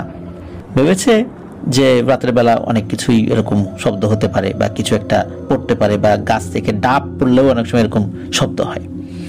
তো তিনি কিছু না ভেবে ঘরের দিকে আসছেন। হঠাৎ করে চাঁদের আলোয় উনি দেখতে পান, হারিকেনের আলো তো ছিলই, চাঁদের আলোতে দেখতে পান যে ওই ঘরের পাশে কিছু একটা দাঁড়িয়ে আছে। তো উনি হারিকেনটা একটু উঁচু করে যখনই ধরেছেন যেটা কি দেখার জন্য, তখন তিনি দেখেন যে এইটা একটা বিশাল অবয়ব, তার থেকে কিছুটা দূরে দাঁড়িয়ে আছে, তার বুকের দুই পাশে দুটো চোখ মিটমিট করছে, আর বুকের নিচে জিহ্বার মতো কিছু একটা বাইরে বের হয়ে নড়াচড়া করছে। ইনি এটা দেখে প্রচন্ড ভয় পান। আর এটাও দেখেন যে ওই জিনিসটার যে জিহ্বার মতো কিছু একটা, এটা বড় হয়ে দূরের গাছ থেকে একটা ডাল ভেঙে, মানে ডালের সাথে ওই জিহ্বার মতো ওই জিনিসটা পেঁচিয়ে ডাল ভেঙে তার সামনে এনে ফেলে। তারপর জিহ্বাটা আবার ছোট হয়ে যায়। এটা দেখে দাদি জোরে এক চিৎকার দেন এবং ওখানেই অজ্ঞান হয়ে পড়ে যান। সবাই তার চিৎকার শুনে ঘরের বাইরে বের হয়ে আসেন, এসে দেখেন দাদি বেহুশ হয়ে পড়ে আছেন, আর তার পাশে আম গাছের বড় একটা ডাল পড়ে আছে। এটা দেখে সবাই বুঝতে পারে যে দাদির সাথেও মনে হয় সেই মাথাবিহীন শরীরটা দেখা দিয়েছে, আর দাদির সাথেও ভয়ানক কিছু হয়েছে। তখন সবাই দাদিকে ধরে নিয়ে ঘরে যায় এবং মুখে পানি ছিটিয়ে দাদির হুঁশ ফেরায়। তখন দাদি কি দেখেছেন সেই পুরো বিষয়টা খুলে বলেন। পরদিন থেকে দাদিকেও অনেক হুজুর কবিরাজ দেখানো হয়। দাদি চূড়ান্তভাবে অসুস্থ হওয়ার আগেই তার ট্রিটমেন্ট শুরু হয়, যাতে করে তিনি অসুস্থ না হন, কিন্তু কোনো কাজ হয় না, উনি অসুস্থ হতেই থাকেন। হুজুর কবিরাজ কেউ আসল তথ্য দিতে পারে না যে কেন এই পরিবারের মানুষের সাথে এই জিনিসটা দেখা দিচ্ছে, কি তার উদ্দেশ্য, কোনো তথ্যই কেউ বলতে পারে না। এর কিছুদিন পর ওই যে ময়না ভাবির বড় বোন, ঠিক 1 বছরের মাথায় যিনি মারা গিয়েছিলেন, তার মৃত্যুর 1 বছরের মাথায়, মানে ময়না ভাবির মা যিনি ভয় পেয়েছিলেন তিনিও মারা যান। 1 বছরের মাথায় বড় মেয়ে, তার 1 বছর পরে মায়ের মৃত্যুতে বাড়িতে শোকের ছায়া পড়ে যায়। স্বাভাবিকভাবে বাড়ির সবার মন মানসিকতা তখন খুবই খারাপ। আবার দাদির অসুস্থতার বিষয়টা সামনে চলে আসে। দাদি দিন দিন অসুস্থ হচ্ছেন তো হচ্ছেনই। হুজুর কবিরাজের পাশাপাশি যত ডাক্তার ছিল বিভিন্ন জায়গায় নিয়ে যাওয়া হয়, কিন্তু কোনো কিছুতেই কোনো ফল হয় না। ময়না ভাবির বোন এবং মাকেও কবিরাজির পাশাপাশি ডাক্তার দেখানো হয়েছিল, কিন্তু কোনো লাভ হয়নি। এভাবে দিন কাটতে থাকে। ঠিক 6 মাস পর দাদিও বিছানায় পড়ে যান। ওনার হাত পায়ে ফোসকা পড়তে থাকে। এমনিতেই বয়স্ক মানুষ, বেশ রুগ্ন হয়ে গেছেন, তারপরও শরীর শুকিয়ে যেতে থাকে, তেমন কিছু খেতে পারতেন না। এভাবে কেটে যায় আরো প্রায় 4-5 মাস। একদিন ময়না ভাবির চাচা মাঠের কাজ শেষ করে দুপুরের দিকে ওই বল্লার বাগানের পাশ দিয়ে বাড়িতে ফিরছিলেন। তার হাতে একটি কোদাল ছিল। তিনি বল্লার বাগানের অনেকটা পার হয়ে গেছেন, আর কিছুটা পথ বাকি। তখন তার চোখ যায় বল্লার বাগানে থাকা একটা আম গাছের দিকে, এবং তিনি যা দেখেন সেটা দিনে হোক বা রাতে হোক কোনো জীবন্ত মানুষ সেটা দেখতে চাইবেন না। তিনি দেখেন একটা বডি আম গাছে, বড় একটা ডাল রয়েছে, সেই ডালে দড়িতে ঝুলে রয়েছে, কিন্তু বডিটার মাথা নাই। আর যে দড়িটা, ওই দড়িটা দিয়ে ওই বডির পিঠ জড়িয়ে রাখা, আর ওই বডিটার বুকের দুই পাশে 2টা চোখ মিটমিট করে জ্বলছে, আর বুকের নিচে জিহ্বার মতো ওই জিনিসটা বের হয়ে আছে। আর জিহ্বার মতো জিনিসটা দিয়ে ময়না ভাবির চাচাকে ইশারা করে ডাকছে। চাচা এটা দেখে ওরে মা ওরে বাবা বলে চিৎকার করতে করতে বাড়ির দিকে দৌড়াতে থাকেন। দৌড়াতে দৌড়াতে তিনি বাড়িতে পৌঁছান এবং বাড়ির বারান্দায় বসে হাঁপাতে থাকেন। তার চিৎকার শুনে সবাই আসে তখন কি হয়েছে জানতে।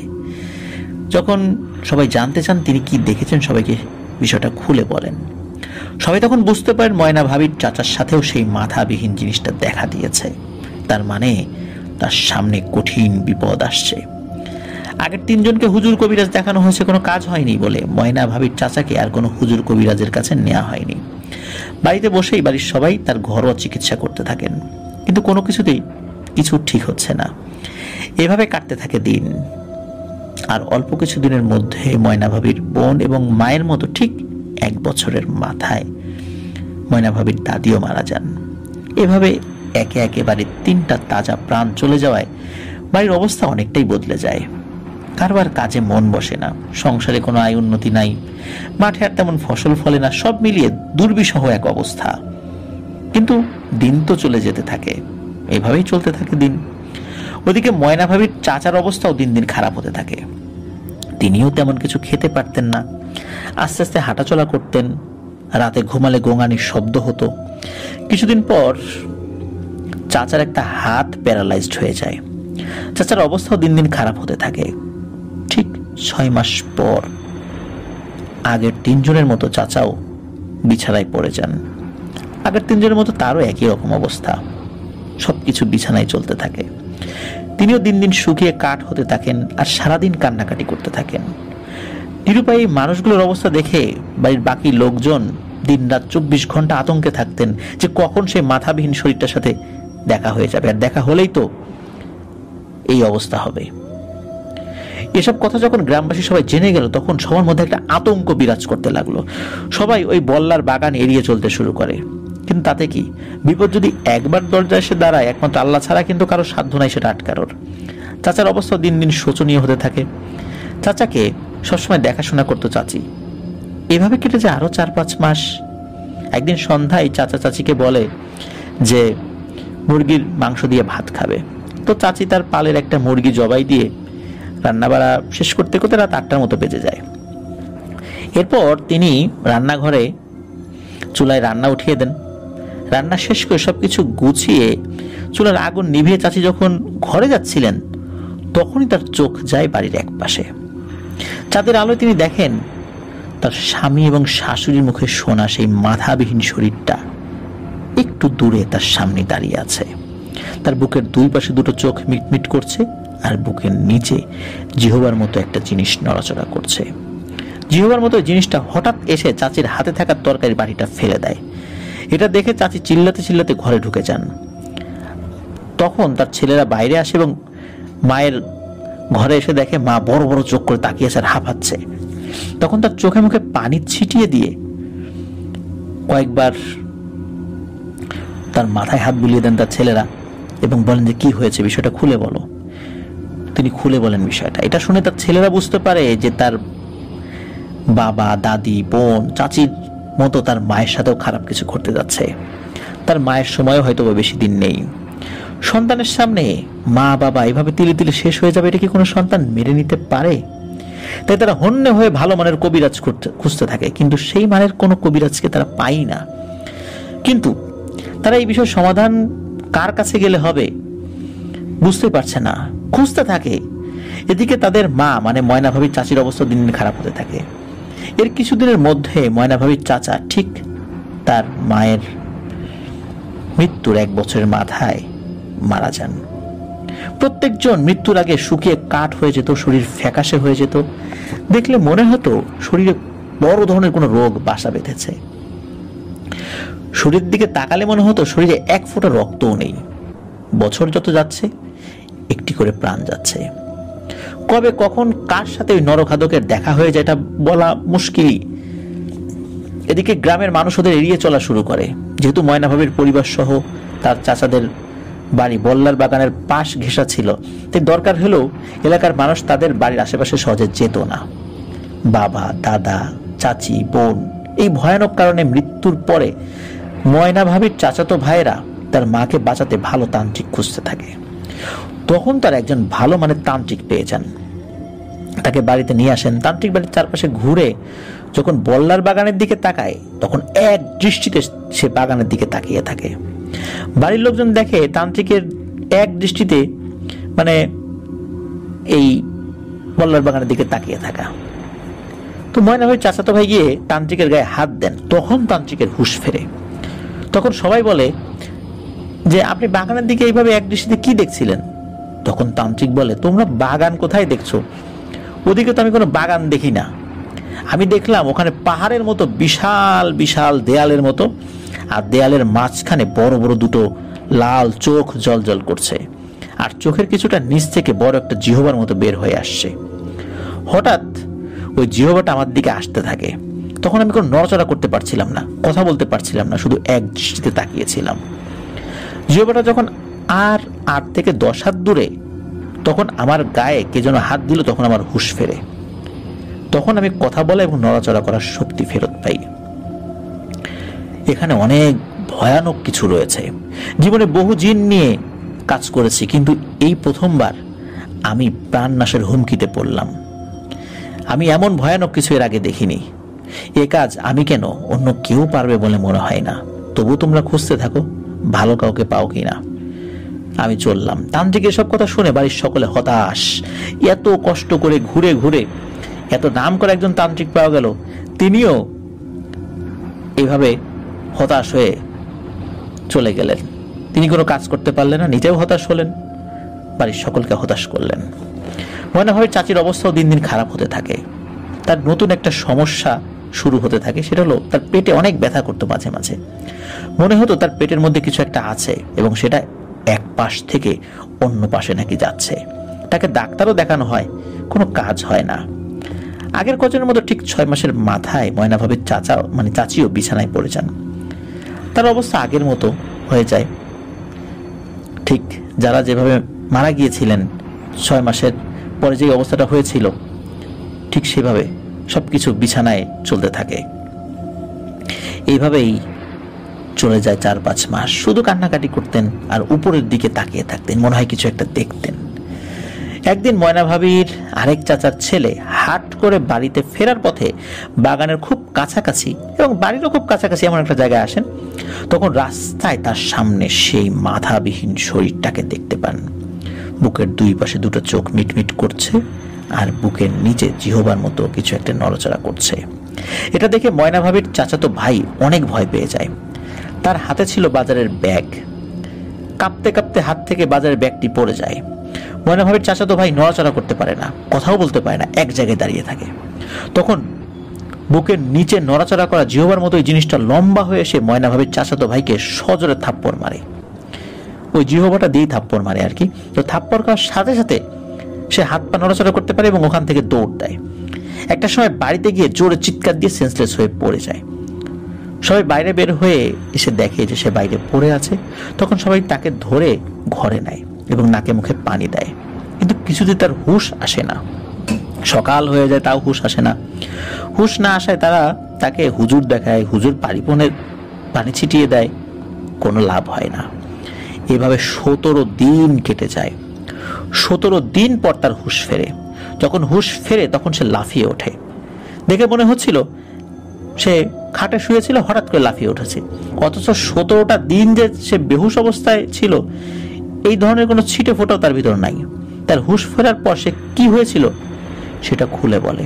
তখন সবাই বুঝতে পারে যে সে কার সামনে পড়েছিল। এরও সময় হয়তো আর 1 বছর, এও বেশি দিন বাঁচবে না। সবাই তো কান্নাকাটি শুরু করে দেয়। সবাই তাকে সান্ত্বনা দেয় যে না, কিছু হবে না, কিন্তু সবার মনে কিন্তু ভয় থেকেই যায়। এইভাবে চলতে থাকে দিন।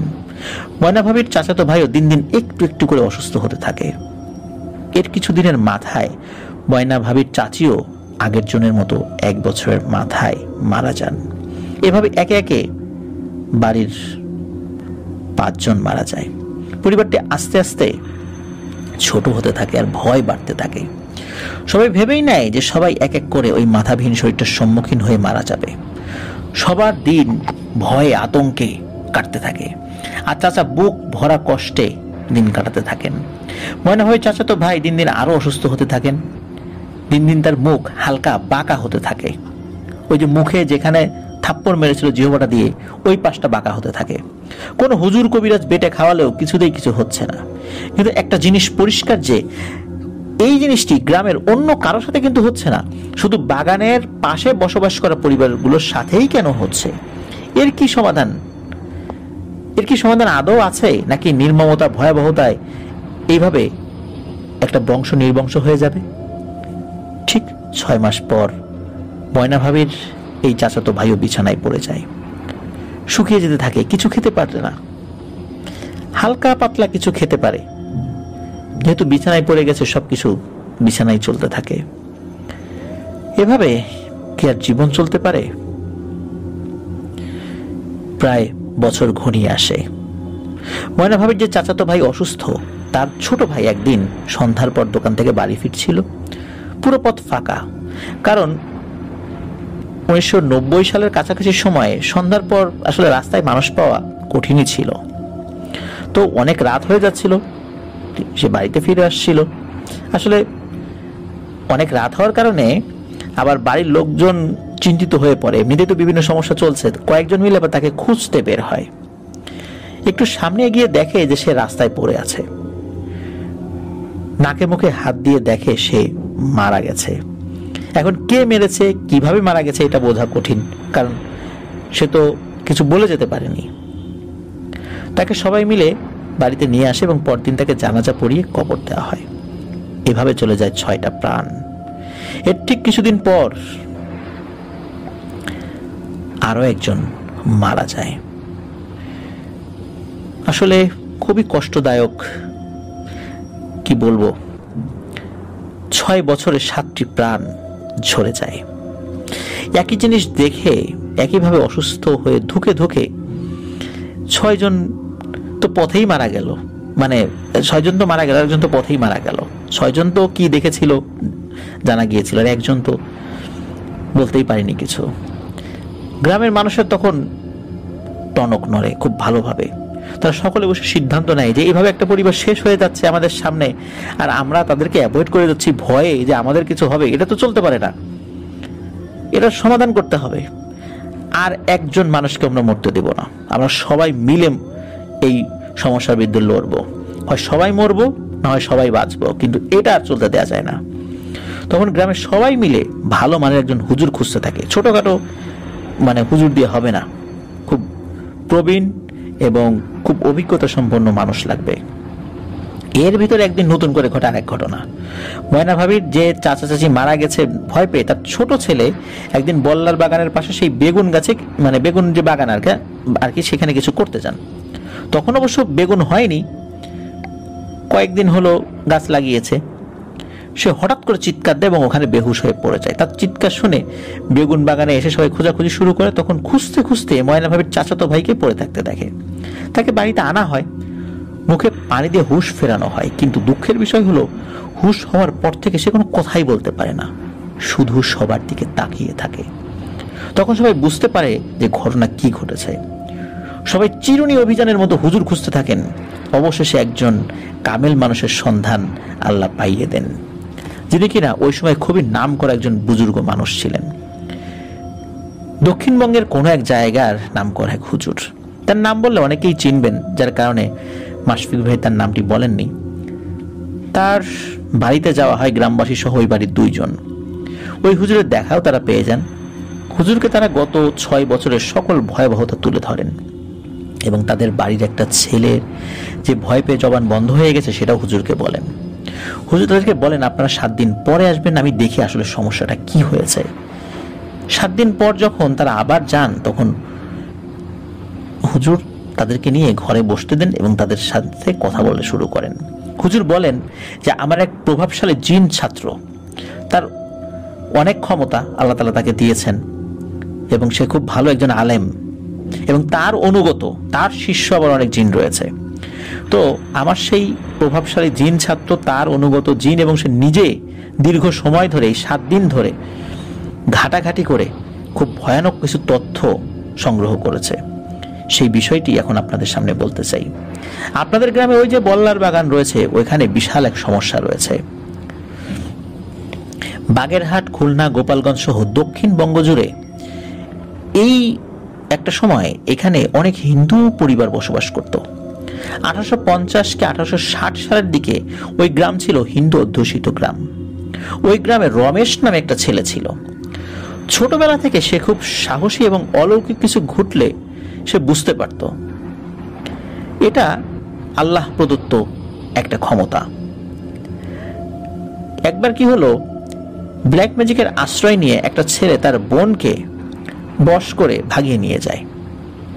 তখন সে দেখেছিল তার বাবা মায়ের কান্না, কষ্ট আর দুঃখ। তখন রমেশ শপথ নেয় এই ব্ল্যাক ম্যাজিক কি জিনিস সেটি সে দেখবে এবং এর শেষ দেখে ছাড়বে। সে এই বিষয়ে ঘাটাঘাটি শুরু করে, কিন্তু ওই মানের দীক্ষা সে লাভ করতে পারে না। ওদিকে বাবা মায়ের কষ্ট তাকে কুড়ে কুড়ে খাচ্ছিল। সেও নাছর বান্দা, যে কোনো মূল্যে এই ব্ল্যাক ম্যাজিক মানে তন্ত্র সাধনা তাকে হাসিল করতেই হবে। তখন তার এক বন্ধু তাকে একটা ঠিকানা দেয়। ভারতের মেঘালয়ে তার এক রিলেটিভ আছে, ওইখানে এই বিষয়ে খুব চর্চা হয়। তখন সে কোনো কিছু না ভেবে রাজি হয়ে যায় সেখানে যেতে। তার চিন্তাধারা একটাই, যে কোনো মূল্যে সেই তন্ত্র সাধনা শিখবে এবং বড় সাধক হবে, যেহেতু অলৌকিক বিষয়ে রমেশের একটা ন্যাচারাল জ্ঞান আল্লাহ তাআলা দিয়েছিলেন। তো রমেশ বাড়ির কাউকে কিছু না জানিয়ে একদিন তার বন্ধুর সাথে মেঘালয়ের উদ্দেশ্যে রওনা হয়। অনেক দিনের যাত্রা শেষে একটা সময় সেখানে পৌঁছায় তারা। পৌঁছানোর পর তার মনের ইচ্ছা তার বন্ধুর রিলেটিভকে জানায়, কিন্তু তার রিলেটিভ, ওই তার মানে রমেশের বন্ধুর রিলেটিভ কিছুতেই এই বিষয়ে রাজি হচ্ছিলেন যে এমন একটা জিনিস শিখবে, এর পরিণতি তো ভালো না। কিন্তু রমেশের মনে যে জেদ রয়ে গেছে, কারণ সে তো তার বাবা মায়ের কষ্ট মেনে নিতে পারেনি, এই বিষয়টি তাদেরকে বোঝাতে সক্ষম হয় রমেশ। তখন তারা রমেশকে একজন বিখ্যাত সাধুর কাছে নিয়ে যান। তখন সাধুকে রমেশ সবকিছু খুলে বলেন। সাধু অনেক বোঝায় যে এটা দরকার নাই, তোমার শেখার দরকার নাই, কিন্তু রমেশ অনেক কাকুতি মিনতি করে যেন সাধু তাকে তার শিষ্য বানিয়ে নেয়। তারপর সাধু বলে ঠিক আছে, কয়েকদিন তার পরীক্ষা নেবে, যদি সে পারে তাহলে তাকে শেখাবে। সাধু কয়েকদিন রমেশকে যে কাজ দিয়েছে সে সুন্দর করে সবকিছু করে দেখায়। সাধু বুঝতে পারেন যে রমেশের ভিতর আসলে ন্যাচারালি অদ্ভুত কিছু ক্ষমতা সৃষ্টিকর্তা দিয়ে দিয়েছেন, তাকে শেখালে সে বিষয়টার মানে গুরুত্ব বুঝবে এবং সেটা ধারণ করতে পারবে। এই কারণে সাধু তাকে বিভিন্ন শিক্ষা দিতে থাকে। ওদিকে একমাত্র ছেলে রমেশ কোথায় হারিয়ে গিয়েছে, সে বেঁচে আছে নাকি মারা গেছে, নাকি কেউ তাকে মেরে ফেলেছে, এই চিন্তা আর মেয়ের চলে যাওয়ার কষ্টে রমেশের মা বাবা একদিন গলায় দড়ি দিয়ে আত্মহত্যা করে। পরে গ্রামবাসী তাদের লাশ সৎকার করে। ওদিকে রমেশ আস্তে আস্তে সিদ্ধি লাভ করতে থাকে। ওই সাধু রমেশকে বিভিন্ন জায়গায় পাঠাতো আর রমেশ সফলতার সাথে কাজগুলো করে আসতো। এভাবে করতে করতে 7 বছর ধরে রমেশ ওই সাধুর থেকে সব ধরনের তন্ত্রমন্ত্র, সিদ্ধি এগুলো লাভ করে। ব্ল্যাক ম্যাজিক সহ বড় ধরনের সমস্ত কাজে সে পারদর্শী হয়ে ওঠে এবং বড় বড় কাজে সাধু তখন রমেশকে পাঠিয়ে সমাধান করত। এই সাধু যে সকল জিনদেরকে দিয়ে কাজ করত, এগুলো সবাই ছিল হিন্দু ধর্মাবলম্বী এবং পিশাচ প্রকৃতির জিন। কিন্তু এর ভিতর একটা জিন ছিল, সে ছিল ইহুদি জিন। সে তার সমাজে কোনো একটা অপকর্ম করার কারণে ওই ইহুদি জিন সম্প্রদায় থেকে সে বিতাড়িত হয়ে যায়। এখন সে ইহুদি জিন হওয়ার কারণে অন্য কোনো সম্প্রদায়ের জিনের তাকে আশ্রয় দিত না, যেখানেই যেত তাকে বিতাড়িত করত। একটা সময় এক হিন্দু জিনের সাথে তার সখ্যতা গড়ে ওঠে। তখন ওই হিন্দু জিন তাকে এই ভারত উপমহাদেশে নিয়ে আসে এবং ওই সাধুর কাছে নিয়ে যায়। সাধু সব শুনে ওই জিনকে আশ্রয় দেয়। ওই জিনটা নাকি এতটাই শক্তিশালী ছিল যে পৃথিবীর যে কোনো জায়গায় গিয়ে তাণ্ডব চালিয়ে মুহূর্তেই ফিরে আসতে পারত, যেটা সাধুর কাছে থাকা অন্যান্য জিনদের পক্ষে ছিল সম্পূর্ণ অসম্ভব একটি ব্যাপার।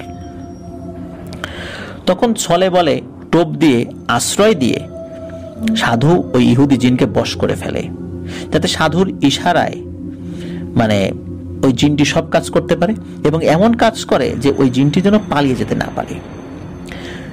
যদিও বা সাধু এই কাজ করেছিল, তাকে বশীভূত করেছিল, কিন্তু ওই জিনটির মধ্যে একটা কৃতজ্ঞতা বোধ ছিল। ওই জিনটি যখন কোথাও গিয়ে আশ্রয় পায়নি, সমস্ত পৃথিবীর বিভিন্ন আনাচে কানাচে ঘুরে বেরিয়েছে, কেউ তাকে আশ্রয় দেয়নি, সবাই তাকে দূর দূর করে তাড়িয়ে দিয়েছে। কারণ ইহুদি জিন কিন্তু খুব শক্তিশালী হয়, কিন্তু ইহুদি জিনের সংখ্যা খুব কম। আর এই কারণে ইহুদি জিন হওয়ার সুবাদে তাকে অন্য জিনেরা তাকে আশ্রয় দিত না, যেহেতু টোটালি ভিন্ন সম্প্রদায়ের একটা জিন।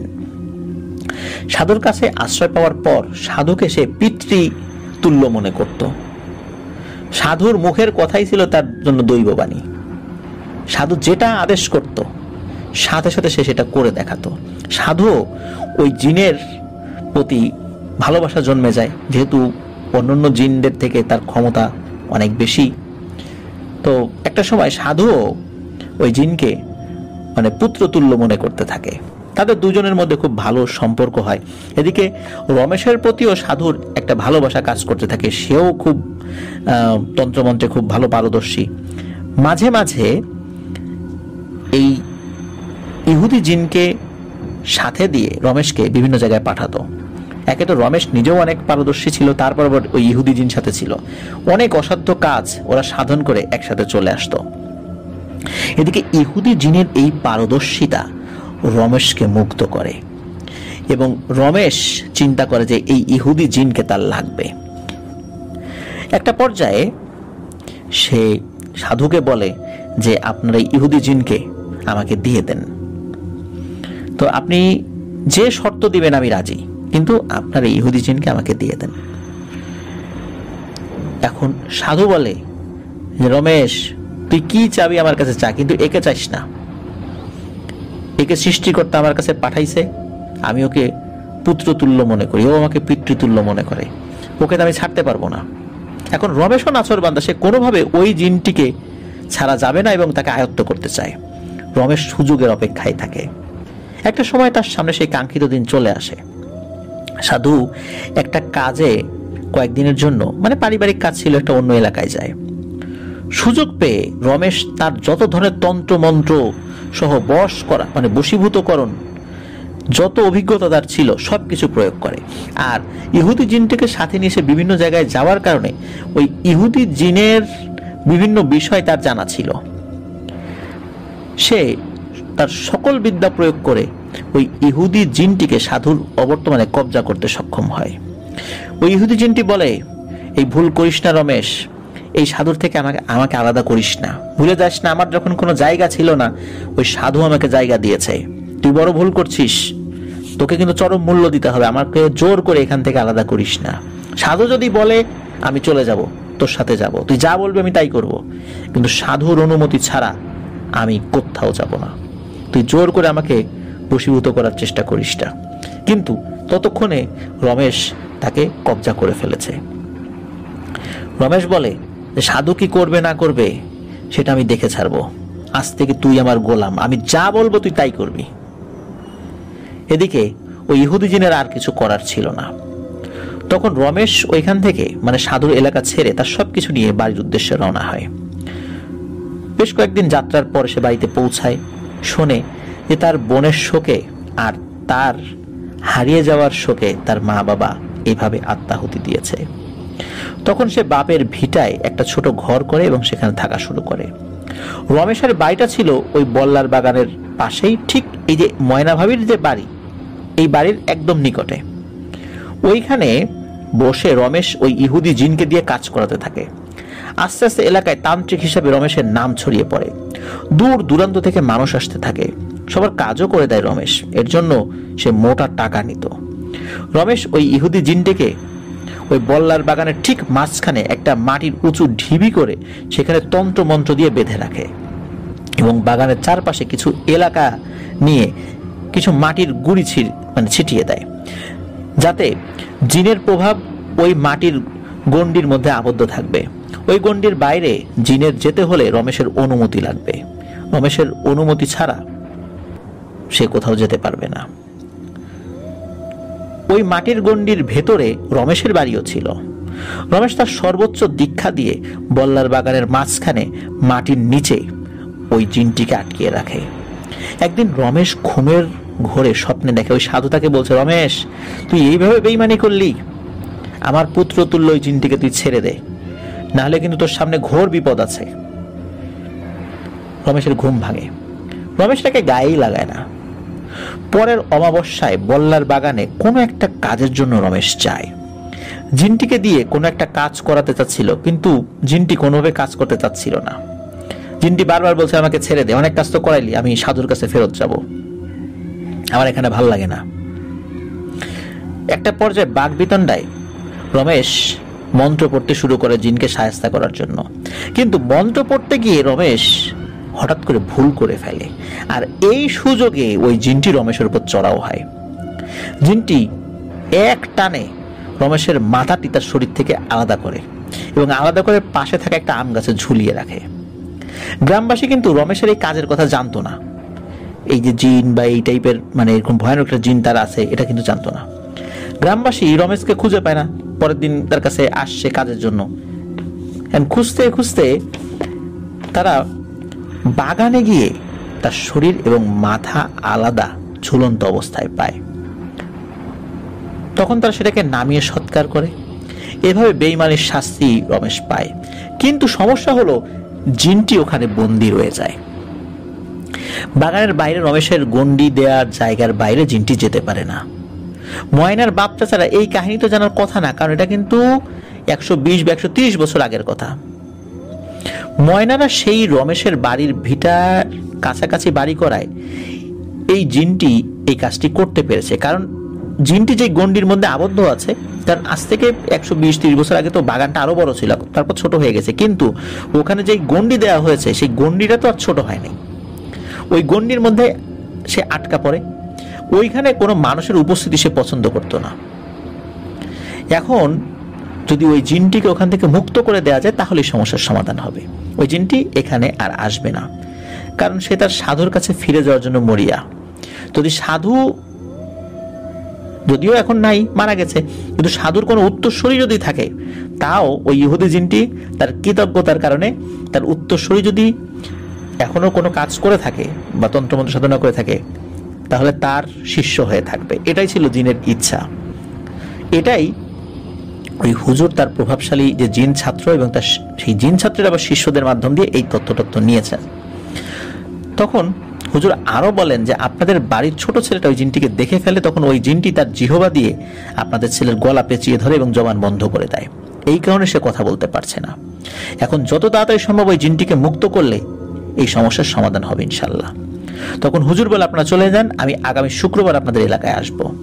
আপনারা এই কয়েকদিন সাবধানে থাকবেন, সন্ধ্যার পরে পারতপক্ষে বাড়ি থেকে বের হবে না। তো হুজুরের কথা তারা মেনে নেন। পরের শুক্রবার হুজুর আসেন এবং হুজুর বলেন যে আমি একা রাত্রে ওই বাগানে যাব, খবরদার কেউ বাড়ি থেকে বের হবেন না, কাজ হয়ে গেলে আমি নিজেই আসব, আপনাদেরকে ডাকবো। গভীর রাত্রে হুজুর ময়না ভাবিদের বাড়িতে এসে সবাইকে ডাকেন। সবাই তখন বের হয়ে আসে। হুজুর বলে আমাকে পানি দেন। পানি খেয়ে হুজুর বলে আলহামদুলিল্লাহ, কাজ হয়ে গেছে, জিনটি এখন মুক্ত।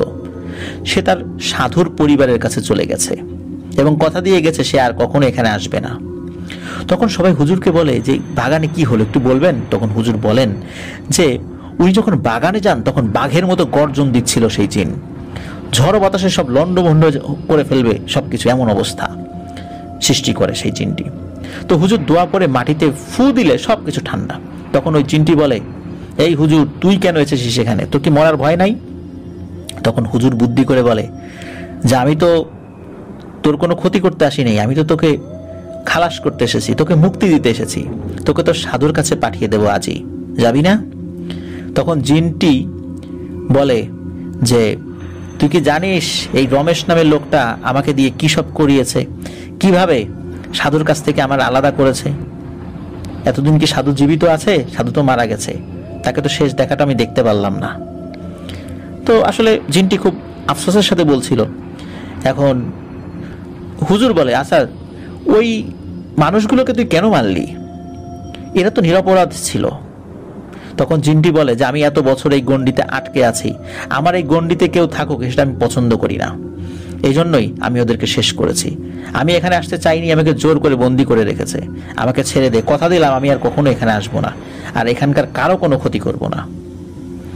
তখন হুজুর রুকিয়া করার মাধ্যমে জিনটিকে ওখান থেকে মুক্ত করে দেন। তখন হুজুর বলে আমি তো তোকে মুক্ত করে দিলাম, এখন ওই ছেলেটার জবান খুলে দে। তখন জিনটি বলে যে তুই মুক্ত করার সাথে সাথে আমি এই কাজটি করে দিয়েছি, কারণ তুই মুক্ত করে দিয়েছিস, আমি বলেছি যে আমি আর কারো কোনো ক্ষতি করব না।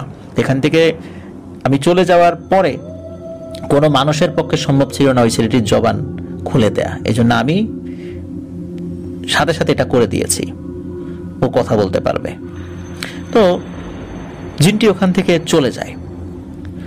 হুজুর বলেন যে হুজুরকে ঘিরে প্রায় কয়েকশো জিন ছিল অস্ত্র শস্ত্র নিয়ে, কারণ ওই জিনের, ইহুদি জিনের বিশ্বাস নাই যে কোনো সময় মানে আক্রমণ করতে পারে তাকে, কারণ সে সাধু ছাড়া অন্য কাউকে, কোনো মানুষকে সে সহ্য করতে পারে না।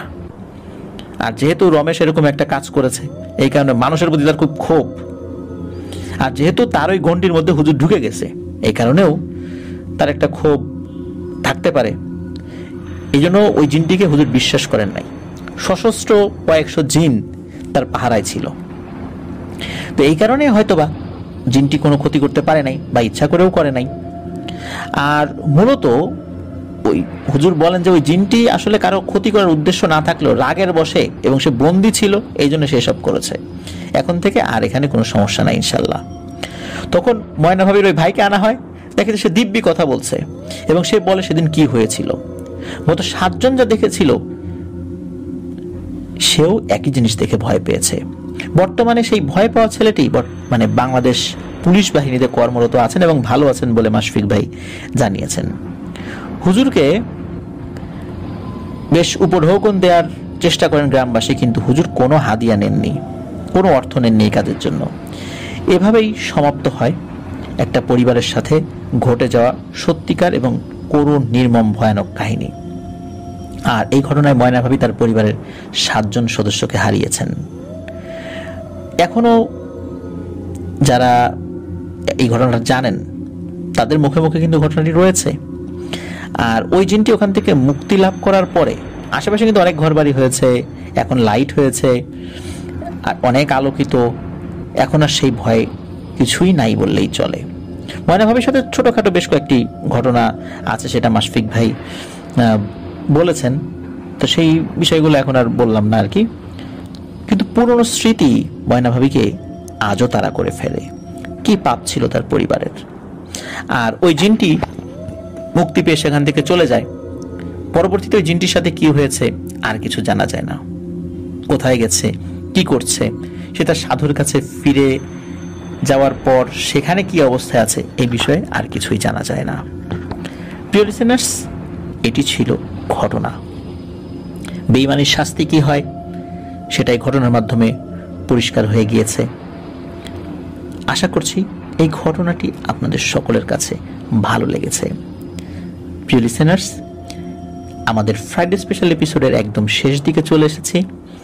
আপনারা যারা আমাদের চ্যানেল সাবস্ক্রাইব করেছেন তাদেরকে অন্তরের অন্তঃস্থল থেকে ধন্যবাদ, জাযাকাল্লাহু খাইরান। আর যারা এখনো আমাদের চ্যানেল সাবস্ক্রাইব করেননি প্লিজ সাবস্ক্রাইব করে ফেলুন। আফনান দ্য হরর ওয়ার্ল্ড নামে কিন্তু আমাদের একটি ফেসবুক পেজ এবং গ্রুপ রয়েছে, যার লিঙ্ক আমরা আমাদের ভিডিও ডেসক্রিপশনে শেয়ার করেছি। সেখান থেকেও আপনারা আমাদের পরিবারের সদস্য হয়ে যেতে পারবেন। আপনারা যারা আমাদেরকে ঘটনা পাঠাতে চান তারা লিখে অথবা রেকর্ড করে যে কোনোভাবে ঘটনা পাঠাতে পারবেন afnanthehorrorworld@gmail.com এই ইমেল অ্যাড্রেসে। আর ইমেল অ্যাড্রেসের স্পেলিংটা আমরা আমাদের ভিডিও ডেসক্রিপশনে দিয়ে রেখেছি, সেখানে গিয়ে স্পেলিংটাও চেক করে নিতে পারবেন। লিসেনার্স, আজকে বিদায় নিচ্ছি। আগামীকাল শনিবার রিমেম্বারিং স্টোরিজের আরও একটি ঘটনা নিয়ে আপনাদের সামনে হাজির হচ্ছি। আর সোমবার পৃথিবীর কোনো এক প্রান্তে থাকা কোনো এক অমীমাংসিত রহস্য নিয়ে আপনাদের সামনে হাজির হব ইনশাল্লাহ। আর বৃহস্পতিবার তো আপনাদের পাঠানো ঘটনাবলী থাকছেই ইনশাল্লাহ। খুব তাড়াতাড়ি হাজির হচ্ছি। যারা আমাদেরকে ঘটনা এখন পর্যন্ত দিয়ে সহযোগিতা করেছেন অন্তরের অন্তঃস্থল থেকে ধন্যবাদ। যারা ঘটনা পাঠিয়ে রেখেছেন সিরিয়ালে রয়েছে, আমরা সময় মতো সেগুলো পর্যায়ক্রমে প্রচার করব ইনশাল্লাহ। মাশফিক ভাইকে ধন্যবাদ, অসংখ্য ধন্যবাদ চমৎকার চমৎকার ঘটনা শেয়ার করার জন্য। আশা করছি তিনি আরও ঘটনা আমাদের সাথে শেয়ার করবেন, সে অপেক্ষায় রইলাম। সবাই ভালো থাকুন। আসসালামু আলাইকুম।